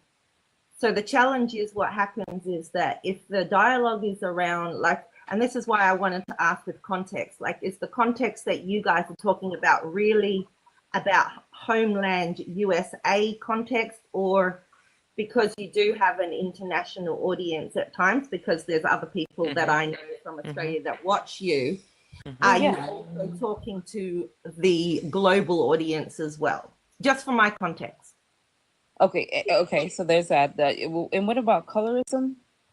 Oh, so what happens? So you may or may not know, I don't know what your level of knowledge is about Australia and Aboriginal people here, is that we don't use percentiles or blood quantum, okay? So obviously that's a eugenic strategy that's been applied over in the US, but for Aboriginal people here, and you would know that natives sort of like in questioning that we really are shocked when Native Americans have to say they carry a card. Like we're like, what the? Like well, here, we don't do that. So here in Australia, you have to be of Aboriginal descent, and this is a legal position, which even as Aboriginal people we find crazy, because you tried to breed us out and then you put a colonial construct on us to now prove that we're Aboriginal, even though you were trying to eradicate us. So so I guess I'm kind of confused, because there was a discussion about like us being colorist towards somebody else that was dark skinned or something. No, I'm not saying you're personally colorist. I think you guys are amazing. I'm saying that the language can be perceived as that from an international viewing point, because the descriptions that are being used at times apply differently to Indigenous peoples around the world. So what happens, we have people that come and travel over here, or people that jump into Aboriginal lives, right? And because they're used to the dialogue within their country, like let's say about Aboriginal people per se, like if I say that I come from the oldest living culture in the world, which is 65,000 years of proven, we don't prove it, because our geographer doesn't tell us we have to prove it. We don't have to justify to white people or some anthropological person, right? But we have people come. Wait, hold on. Did you just say Australia is the motherland? No. But Santana, while you're listening, can you type in the oldest living continuous culture in the world? Culture, not oldest human genetics. I just want. What is going on? Wait, hold on. I just wanted to ask if you taking about ego and learning, because it's about learning about other cultures. Juanita, you're going in a different direction. Do you know what colorism is? Yes, I've experienced. I know what colorism is. Wait, you said you experienced colorism? Of course. Oh my God. Hold on. Everyone pause for a second. Everyone. So what I say. Hold on. Pause. Everyone pause. Jacob, 2 Ys, if you could please drop for me. Can I finish? I'm Juanita. Yeah, you absolutely can. I'm just clearing the panel. I want it to be a discussion. So can I just pause for a second? Juanita, pause. Can I speak afterwards? Pause. I'll jump down. Jacob, we'll talk another time. Just hold tight. Just slow down for a second, Juanita. Just pause for a sec. Only because I've experienced racism for 52 years, right? Juanita, I need you. Hold on. Juanita, I suffer respectfully. from PTSD from policing and Juanita, You're gonna have to hit that mute button. You're gonna have to hit that mute button. That's the only way it's gonna stop. No, the tone is. Okay. So this conversation can happen. Anyone in the chat that looks like me is going to be very quiet. Also, we're going to sub only because we ball. And we're going to support the live. How do I go to about these donuts? Gift the panel, gift Brats, Swan. Kim's been working up here. Just everybody do all the good things. Let this conversation be had. And hold on. Is it all right? Can I bring up one other person, please? You can bring up whoever you want. I'm here for. Okay, you already know what I'm here for. All right. No, I wanted Queen to come up too. All right. Sure. I'm gonna drop out. If you guys want anything done, just hit it in the comments and I'll take care of it. Yes, I just was kind of confused, but yeah, so when you're not experiencing colorism, that is impossible. I did check your page and I saw that you definitely seem as though like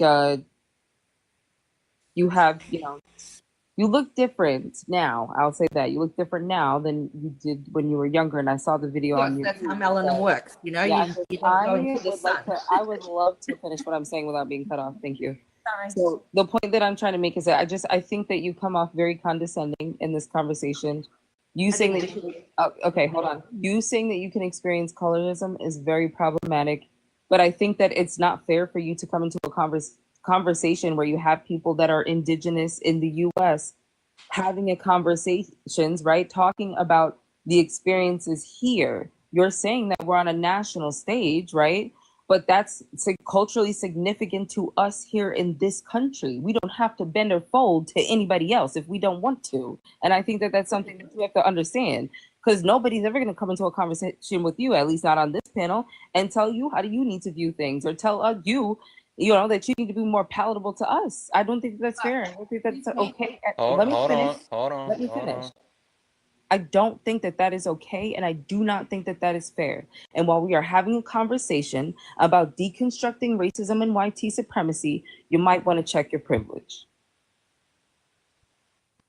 Well, so we talk about, so Santana had an thing about ego and stuff, right? The issue is, I said I have no problem with any of you.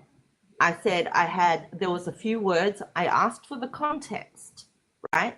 In terms of, because even the terminology of racism, colorism in different countries has different meaning and different perspective. And you can argue that all you want, but you know, that is a fact. Like even the way that we identify as Black, we'll have other Black people from other countries go, oh, you're not Black. Or they'll go to Maoris and Maoris they don't identify as Black, but they'll say they're Polynesian. And, you know, so Aboriginal Australians, we say, oh, we're Black. And they're like, oh, no, you're not Black enough, right? So the identity issue. So that's why I asked to clarify the context of what your audience is, and just to share.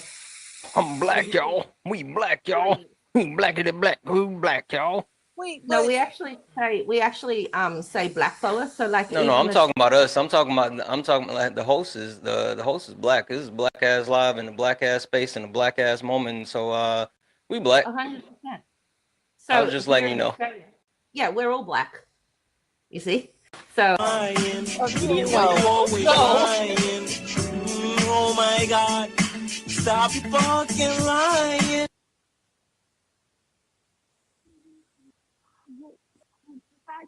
Issue is that you were coming, first of all, you coming at me in the comments, because that was where the colorism thing in, and then you told me that I'm speaking like a colonizer, which was fucking... I didn't say you're speaking like a colonizer. I said your terminology. You can have unconscious biases.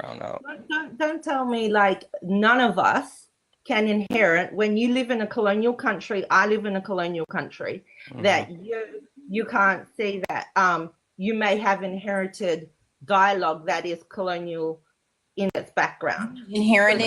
But hold on. But what are you talking about? Like, what were you talking about? Because I was discussing with a white man who came up here trying to claim indigenous. That's who I was talking to, a white man.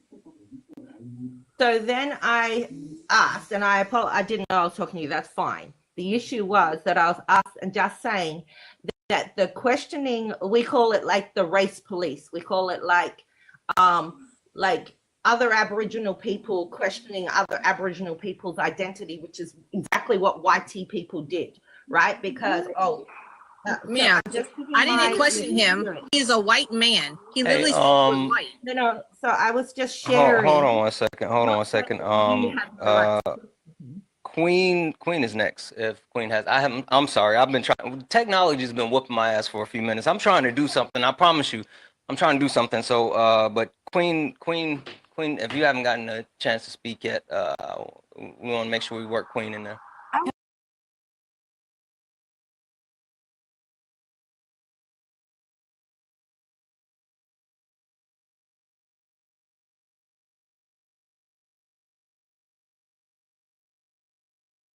And colonizing terms, which is weird when I was sitting here calling out a white man who was trying to claim indigenous,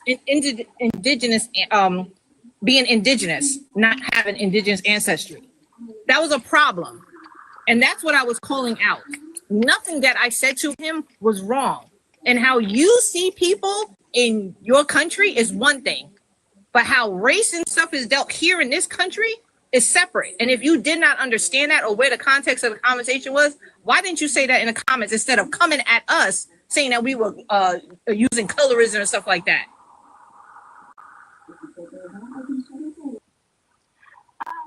Can you define colorism for me real quick? Like, just give me the most basic definition of your understanding of what colorism is. Just a moment. Santana, can you please put up the picture of my mum and dad, please? No. Nope. No. Can you answer my question? See, so right here. No, just wait. Can you answer my question? Got my Can you give me the definition of colorism? So wait, let me do this, right? Let me hold on. Let me let you know exactly why I did this, right? because it's not about your mom and dad. Legitimately, it's about you, right? And the conversation that we've had, I get what you're saying. Hold on. You said what? I've never been questioned by we are accepted. I've never been questioned from my Aboriginality. Only white people and people from other countries question us. I hear you. I hear you. That's shameful. That's just exactly like white people Miss do here. Miss Ma'am. Again, this is a black ass space with a black ass space, and we are here having a black ass conversation in America, talking about the actual systematic racism that we deal with in America. But not only that, but the actual black and brown people, the actual racism that we deal with across the world. Listen, lady, I'm sorry. You can go to any other country. You could come to the United States of this here America and have more rights than me, and you're not even American. We get persecuted. We have the highest rate of indigenous unalivings in the world. That's why I said you guys got it. Okay. So wait, pause. Juanita, pause. One, colorism is specifically against dark-skinned people. I'm sorry, you're muffled a little bit. I just want to make sure we all can hear you. Is that better? Yeah, that's better. Okay. Colorism is specifically against dark-skinned people. I don't care what country you're in. I don't care what part of the world you're in. I don't care. It is specifically against dark-skinned people. Baby doll, you don't experience colorism. That's why I was asking you to explain it. You do not experience. Stop. I wasn't done speaking, right? You're going to shut up now. You don't get to. Thank you so much.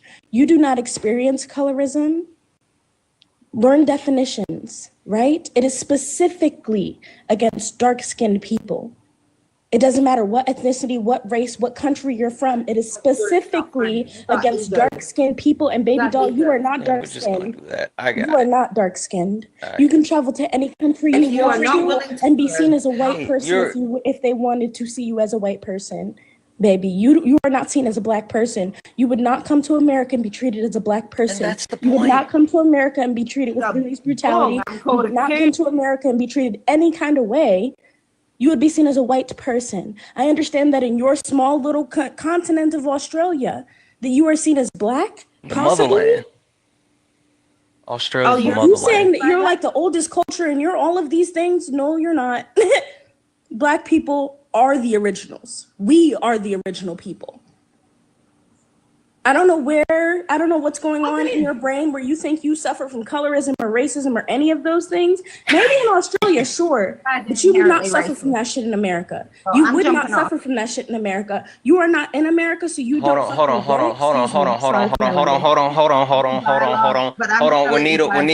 Juanita. Hold on. I'm sorry. Okay. Listen, before Juanita, hold on. Seriously, Juanita. I understand. Juanita. But before you go, would you like to see a magic trick? No, because I've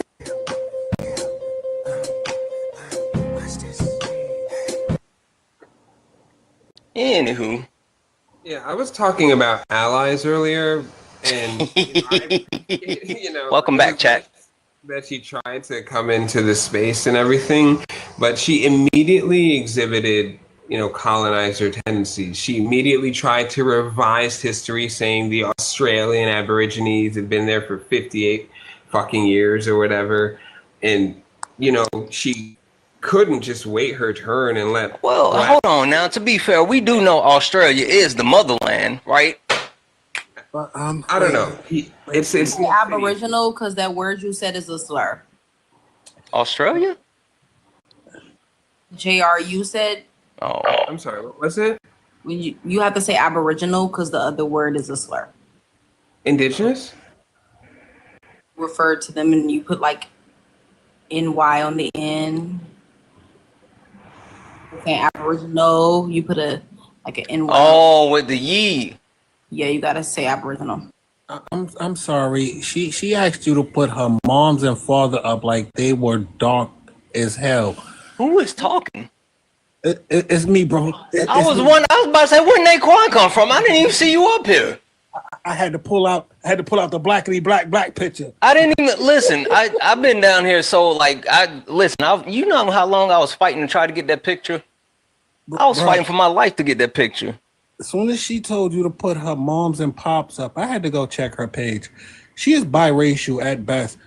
Her daddy is Mayo white.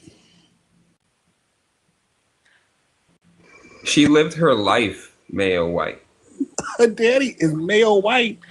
In all seriousness though, like I think the part that she's missing, right? The part that she's missing is, yes, we are not neglecting your lived experience in your country, right? If she's still listening, I'm sure she's not. But if we're not neglecting your lived experience in your country, but if you go anywhere else in the world, just about anywhere else in the world, you gain a level of access to privilege that the people up on this panel do not have. And that's the point. So maybe go to another country. You know how they be like, go back to your country. Go to another country. They fucking own all the rest of them. Pick another one. I'm sorry. I just wanted to say it's disingenuous when she was talking about colorism, because I even pulled it up. Colorism is exactly the same way when it comes to Aboriginals in Australia. It literally caters to light-skinned Aboriginals having preference. And wait, yeah, she did scream out, "We are black." She did scream that out. She mentioned that there were black bodies unaliving at the highest rate in Australia, which I wanted to quiz her on some facts about that. You know, like we're in America. This is America. We have systematic stuff. If your people are suffering, sure, tell me about it. Fight the good fight. But what are you doing but arguing and trying to overtalk our people? Yeah, and you're right. Brats, we didn't properly give you the floor like you deserve. I want to take a whole step back because it was a lot. It was a lot. Brats, how are you? I'm good. How are you, Santana? Oh, I'm up here fighting for my life. I've been in here a couple of times. But all night, like we haven't even got out the blocks. We didn't even make it past the first bullet point. Like we didn't even get past this. We haven't talked about any of this tonight. Like none of it. Yeah, I see. Whew. Well, what I wanted to say to her, which I understand a lot of people on the panel, so everybody got their 2 cents in. First, reiterated what has already been said by Swan, Queen, and Kim. Only dark-skinned people can experience colorism because colorism is about proximity to whiteness. If she is indigenous in Australia, that is what she is being treated as. But it's the same thing I tell light-skinned black people. Other black people that are dark-skinned calling you white, that's not colorism. Same thing here. Her being told that she quote unquote is not Aboriginal enough or not quote unquote indigenous enough, that is not what colorism is. Maybe you can call it anti-indigeneity. You can say, hey, indigenous people come in all shades, and you're telling me that I can't be indigenous because of my skin tone. But it's not going to be colorism because colorism speaks specifically to the oppression of dark-skinned people based off of their skin tone. And she absolutely is privileged. Like, there's no denying her privilege, especially when she steps outside of where she is from. That's what I was saying. Exactly. And we have to understand race is a social construct, which means it's an ideology that has been accepted by your society. So we have similar racial constructs, but they're not the same. And here I definitely think that she would be perceived as white tea. And if she didn't open her mouth and tell people that she was other, nobody would think it.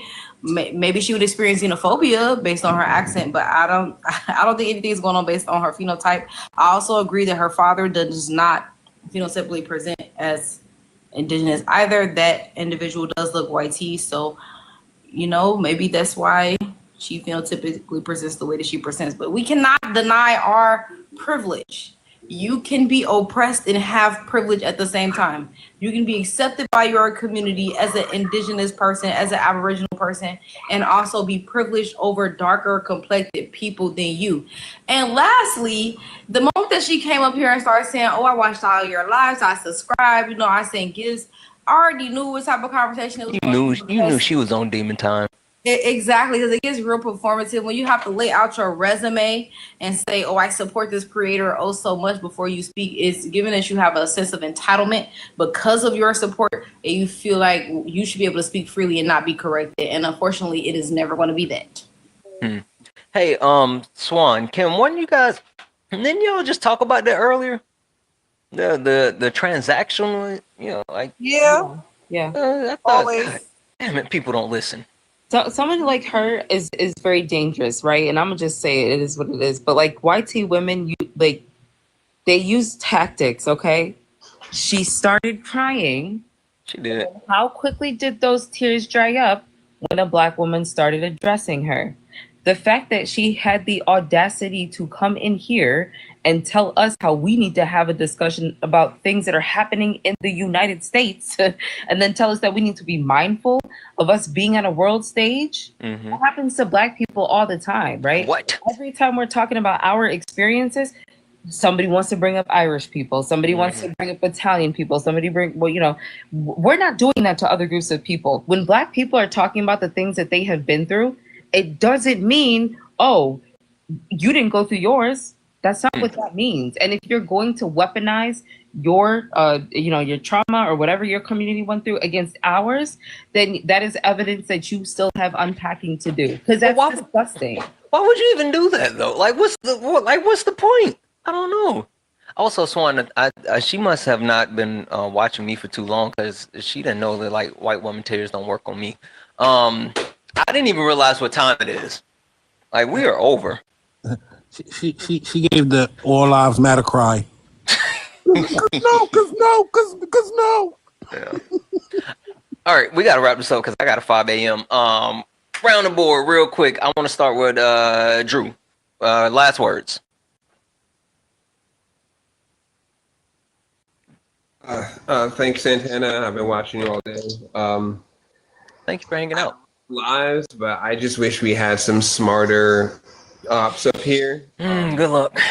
But see, like, this is what late nights is supposed to be for the smart people. Like, sparring is for the entertainment. Late nights is where we learn, and we're supposed to get the smart people here. Sorry. Yeah, I would have loved to get to the second and third topic. We're gonna get into it tomorrow. We have to. Yeah, these things apply to even African Americans in the United States, where you have a different experience based on where you are. At the end of the day, we're all sick of these YT tears. Me, I'm a proponent of peace. I want understanding, but as you can see, we have actors, we have, quote unquote allies that will run up in here and try to preach. While understanding and conversation is vital, the most important thing for me is just not to give into the rage. It's not to get discouraged and like. Yeah, hold on. I'm sorry. Was that Queen that just Thanos? Queen, if you're still in the chat, come back up. You don't get to just Thanos away. You got to say your last words. Yeah, sorry. You don't just Thanos away. You got to come back up here. Get back in the box. I'll be back here tomorrow to learn some more. All right. I appreciate to not trust so much. I appreciate you. Thank you for coming up. Thank you. Kim, last words. I need people to read. Read a book. Read a couple of them. Like, it's free to go in the library, find a corner, sit down, read. I mean, we walk around computers all day long, so people not having simple knowledge is very annoying to me. Because I know growing up, I didn't have that. I literally had to take myself to the library and sit down and read stuff. So that's what I need people to do. And then if you're in here to learn, then actually do that. Actually, especially if you're coming up to the panel, if you're not sure about something, it's okay to say, I don't know. It is okay. Stop giving us word salad of bullshit, because we're going to see right through it. Just say, I don't know. And then this way we can at least give you some information, tell you where to look, anything. But please, if you're going to come in here, like you said, check the ego. Like, genuinely, the point of, and when I said this a minute ago, I truly mean it. Like, the point of late nights is genuinely to learn.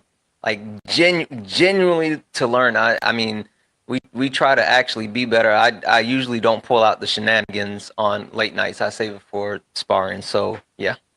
Kim, thank you. You did a lot of heavy lifting tonight. I really appreciate you so much. No problem. Thank you. Good night, everyone. Yeah. Oh, wait, hold on. Wanted to make sure I did that before you go. All right. Thank you. Thank you. Queen, not you. Do you not know the decorum of late nights? You don't just get to like. My bad. I apologize. Yeah. Last words. Last words. reading is fun. Reading comprehension is fundamental.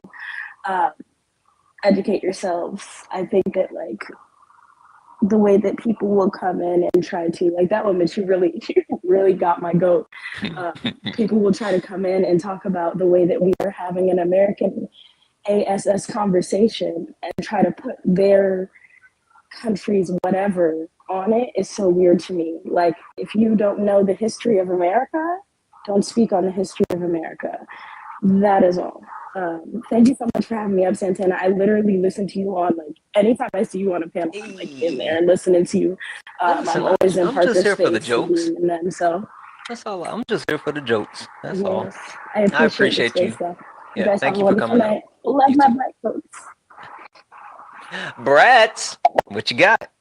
Okay, so I wasn't here for the entire live, but Yeah, and I was looking for you. I said, "Where's Brats?" And they was like, "She don't f with you." And I was like, "What?" And I was like, "Yeah." And they was like, "She." Yeah, they told me. They told me about. They said, "Listen." They told me that you were talking about me, all kind of stuff. That's what they said. You I like the smell of collard greens, so Okay. I don't know. They told you that because I do love soul food. But so I wasn't here earlier. I have my request in for a minute, but I did leave, to go tussle on my own, and I did come back. At the beginning of life, what I did see, or I don't know if it was your beginning, but my beginning of being in your life, I did see people. We need to learn the difference between race. Oh my God, we struggle with that all night. Nationality. Yes, absolutely, and I think it's only going to get worse when the new census is rolled out with the MENA category and and putting race and ethnicity together. But I think that it does not take for Black people to specify, oh yeah, I'm also Hispanic or Latino, like Swan did earlier when she said, my mom's side is Puerto Rican. It should not take her to say that for people to listen when she tells them, hey, you could be any race and be Hispanic, you could be any race and be Puerto Rican. And I see that's a big issue. So the first thing that we need to be learning is when we are Hispanic or Latino is about the anti-Blackness that exists in Latin America. When we talk about racism, when we talk about the transatlantic slave trade, we need to know the first slaves were taken to Latin America, were taken to Haiti, the Dominican Republic, to Puerto Rico, to Brazil. And we cannot navigate these conversations with people who don't know that Hispanic is not a race. With people who don't know, had you have been born in your Spanish speaking country, you would not be saying, oh, I'm Hispanic. You would just actually know your race. So that's the first thing. Also the mestizo race. Mestizo is a racial yeah. I saw you say that in the chat, but So go ahead. It's a racial classification in Latin America. It's not a racial classification in America, even though I disagree with that, because if America is going to steal Latin American countries like Puerto Rico or parts of Mexico, then we should definitely give the people who are from there a space to classify. But if we don't know the history of people purposely, I kind of want to choose violence. Look at the chat. You know what? Look at the chat. You You want to play the race? I'm going over you guys' heads. She's in the request. I'm all for it, brother. It's late. I got a 5 a.m. Oh, I got a 5 a.m.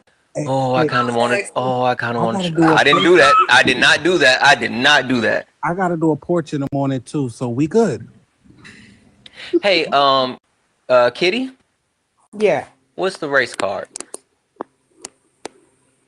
Oh my gosh! Why does everybody gotta play the race card? What's the race card, Kitty? Well, okay. Come on now. No, go ahead and explain it to me. What you said. You know what? I'm Samoan. You don't see me like Samoans and Hawaiians out there like playing the card all over the place. What's the card? Just be real. That's all. Hey, just Kitty. Be real. Kitty. I got a question for you. Yeah. How many boxes? How many boxes? How many boxes? What are you saying? How many boxes of wine tonight? None. Kitty. Sorry, I'm allergic. Kitty. I'm allergic. Why the fuck you lying? Why you always lying? Oh my God. Stop fucking lying. Kitty, you might not have had box of wine, but you done had some Ripple or some Mad Dog 2020 or like some Four Locos or something. Cause ain't no way, Kitty. Hey Santana, I think it's Four Locos though. I think it's Natty. It might be Natty. Maybe. It might be Natty. Maybe.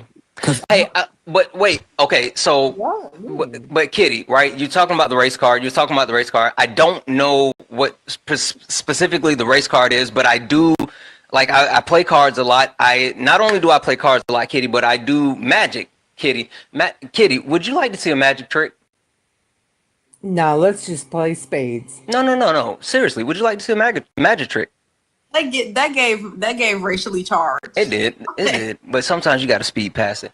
Kitty, would you like to see a magic trick? I was in prison, and that's what we. I hear you, Kitty. Answer the question. Would you like to see a magic trick? No. You said yes. Okay. No. Why? You don't like magic? Thank you. I appreciate that. Okay. How dare you snatch her away before I can do the thing? But did she really say Samoan is a race? She said a lot. She said a lot. I think she's been Pacific Islander, but either way, I went to her page and she definitely is benefiting at the least from colorism. Thank you. At the least from colorism, but the topic is about racism. I don't know, like it has been said multiple times on this panel, reading is fundamental. Racism is in the background. We also see black and white. Hold on, Bratz. Someone in the chat said, can you explain the spades comment? Bratz, that's on you. You're speaking right now. Tell the white people about the spades comment. Spades, well, I'm not sure about outside of the African American community, but I know for a fact in the African American community, spades is a game that we definitely play on family game night, family reunions, and cookouts. And everybody know, black people don't know that we don't play about spades. And if you don't know how to play spades, everybody gonna look at you like you crazy, like you don't know how to play spades, and then nobody gonna want to teach you how to play spades because they feel like you should already know. You should know how to play, but don't nobody want to teach you. Exactly. So then when she said, "Oh yeah, let's play spades," I don't know. It kind of guessed she was trying to be funny. It will start a whole fight if you don't know how to play spades. Start a fight. And you're not invited to the next cookout. If you're invited, you only bring in cups and ice because I ain't trusting your food. I love that somebody in the chat said, "Don't tell them." Gatekeeping. Okay. Bratz, I promise you, I'm gonna let you finish this time. Sorry. So just to wrap it up, read the background. The background is about race and racism. You know, we can't talk about racism without talking about race. So don't surprise yourself when you hear me talking about race. But yes, when I was talking about mestizo is a racial classification in Latin America. It could mean white, indigenous, and black mix, or white and indigenous ancestry. And it's essentially groups of people who are the result of people trying to breed the blackness and the indigeneity out of their race. And so a lot of times people say, "Oh, my race is Mexican, my race is Dominican, my race is Puerto Rican." A lot of times they are mestizo, and it's a reflection that they don't know their race of that mejor la raza or metastar la raza, depending on where you're from. It's a reflection of trying to breed the blackness or indigeneity out of your race that you can't say what your race is. You can only say the country. And so it's always a red flag for me. It might not be their fault, might be their ancestors' fault, but it's always a red flag for me. I understand in America it's a bit ignorant, so studies will even list Hispanic as if it's a race, but it's important that we specify that it is not, because then we erase Black Hispanic people, we raise Asian Hispanic people, indigenous Hispanic people. We don't want to do that. And so when I first came in here, I felt like the word of the day was erasure, because I know it was also somebody up here who was claiming that they were indigenous and saying blood quantum was a thing and stuff. So it's like the word of the day at the beginning was definitely erasure. We need to know about erasure. And lastly, we definitely need to know about colorism, because racism is a thing, and then as people of color, we benefit from having proximity to whiteness. So if you're light skinned, if your features are considered more Eurocentric, if your curl pattern is considered more Eurocentric, you do have a benefit in society in relation to people who are darker than you or more Afrocentric than you, and so on and so forth. And I feel like a lot of light skinned people, when they feel like their race is invalidated, they think that's colorism. It is not. That is a lot of times it's somebody just saying, you know, you telling me that you Black, or you telling me that you're indigenous, but really you benefit from colorism. And a lot of people don't know these terms. So that's the importance of these conversations. But they're not ready for the. I tried. Were you in here when I tried to hold the colorism conversation? Yes. It literally. And then the person said that it was a double-edged sword. Oh my God. Yeah, he had kind of crashed out on me there, so I was here. I remember that now. We cannot understand colorism until we understand racism. If we don't understand racism, then we cannot understand colorism. Yeah. Bratz, thank you so much. I appreciate you more than you understand. Santana. Yep. Have a good one. Bye. Naquan, what you got? stop using the ally card so easily. And the race one too. Yeah, that too. Because the things that y'all are calling race is oh gosh. But this is just a few of the movements that Black people, quote unquote, claim to be allies to Black women, and as soon as the white women got their benefits, they said F the Black women and left them in the back. We can fight your fight another time. So history has proven that ally bullshit is just a fucking word. It's just a word. You're not the chat saying defund ally. Like, stop giving that word out so easily. Black people, stop giving it out so easily. White people, stop claiming to be allies. Stop saying that you're a safe space. You don't give yourself that title. I know, that's right. I appreciate you, my brother. I appreciate you too, brother. Have a good night. Swan, hold on, I gotta do a thing, Swan. Hold tight for me for a second. Swan, if you don't mind, let me get this.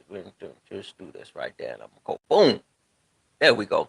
Guys, Swan has been up here almost all night, and I have literally leaned on her like a crutch. Yes, I mean, like, I have been leaning like a three-legged lion on Swan. So while there's still 770 people hanging out, first and foremost, make sure you follow Swan. Boom. Make sure we gift Swan. And before the end of what she has for her last words, I would love for her to have over 5K coins. So guys, light it up, do the things. Let's take care of Swan because she's been taking care of us all night. I promise you, there is no way in hell I would have been able to do this because when Swan came up, I was on my back foot.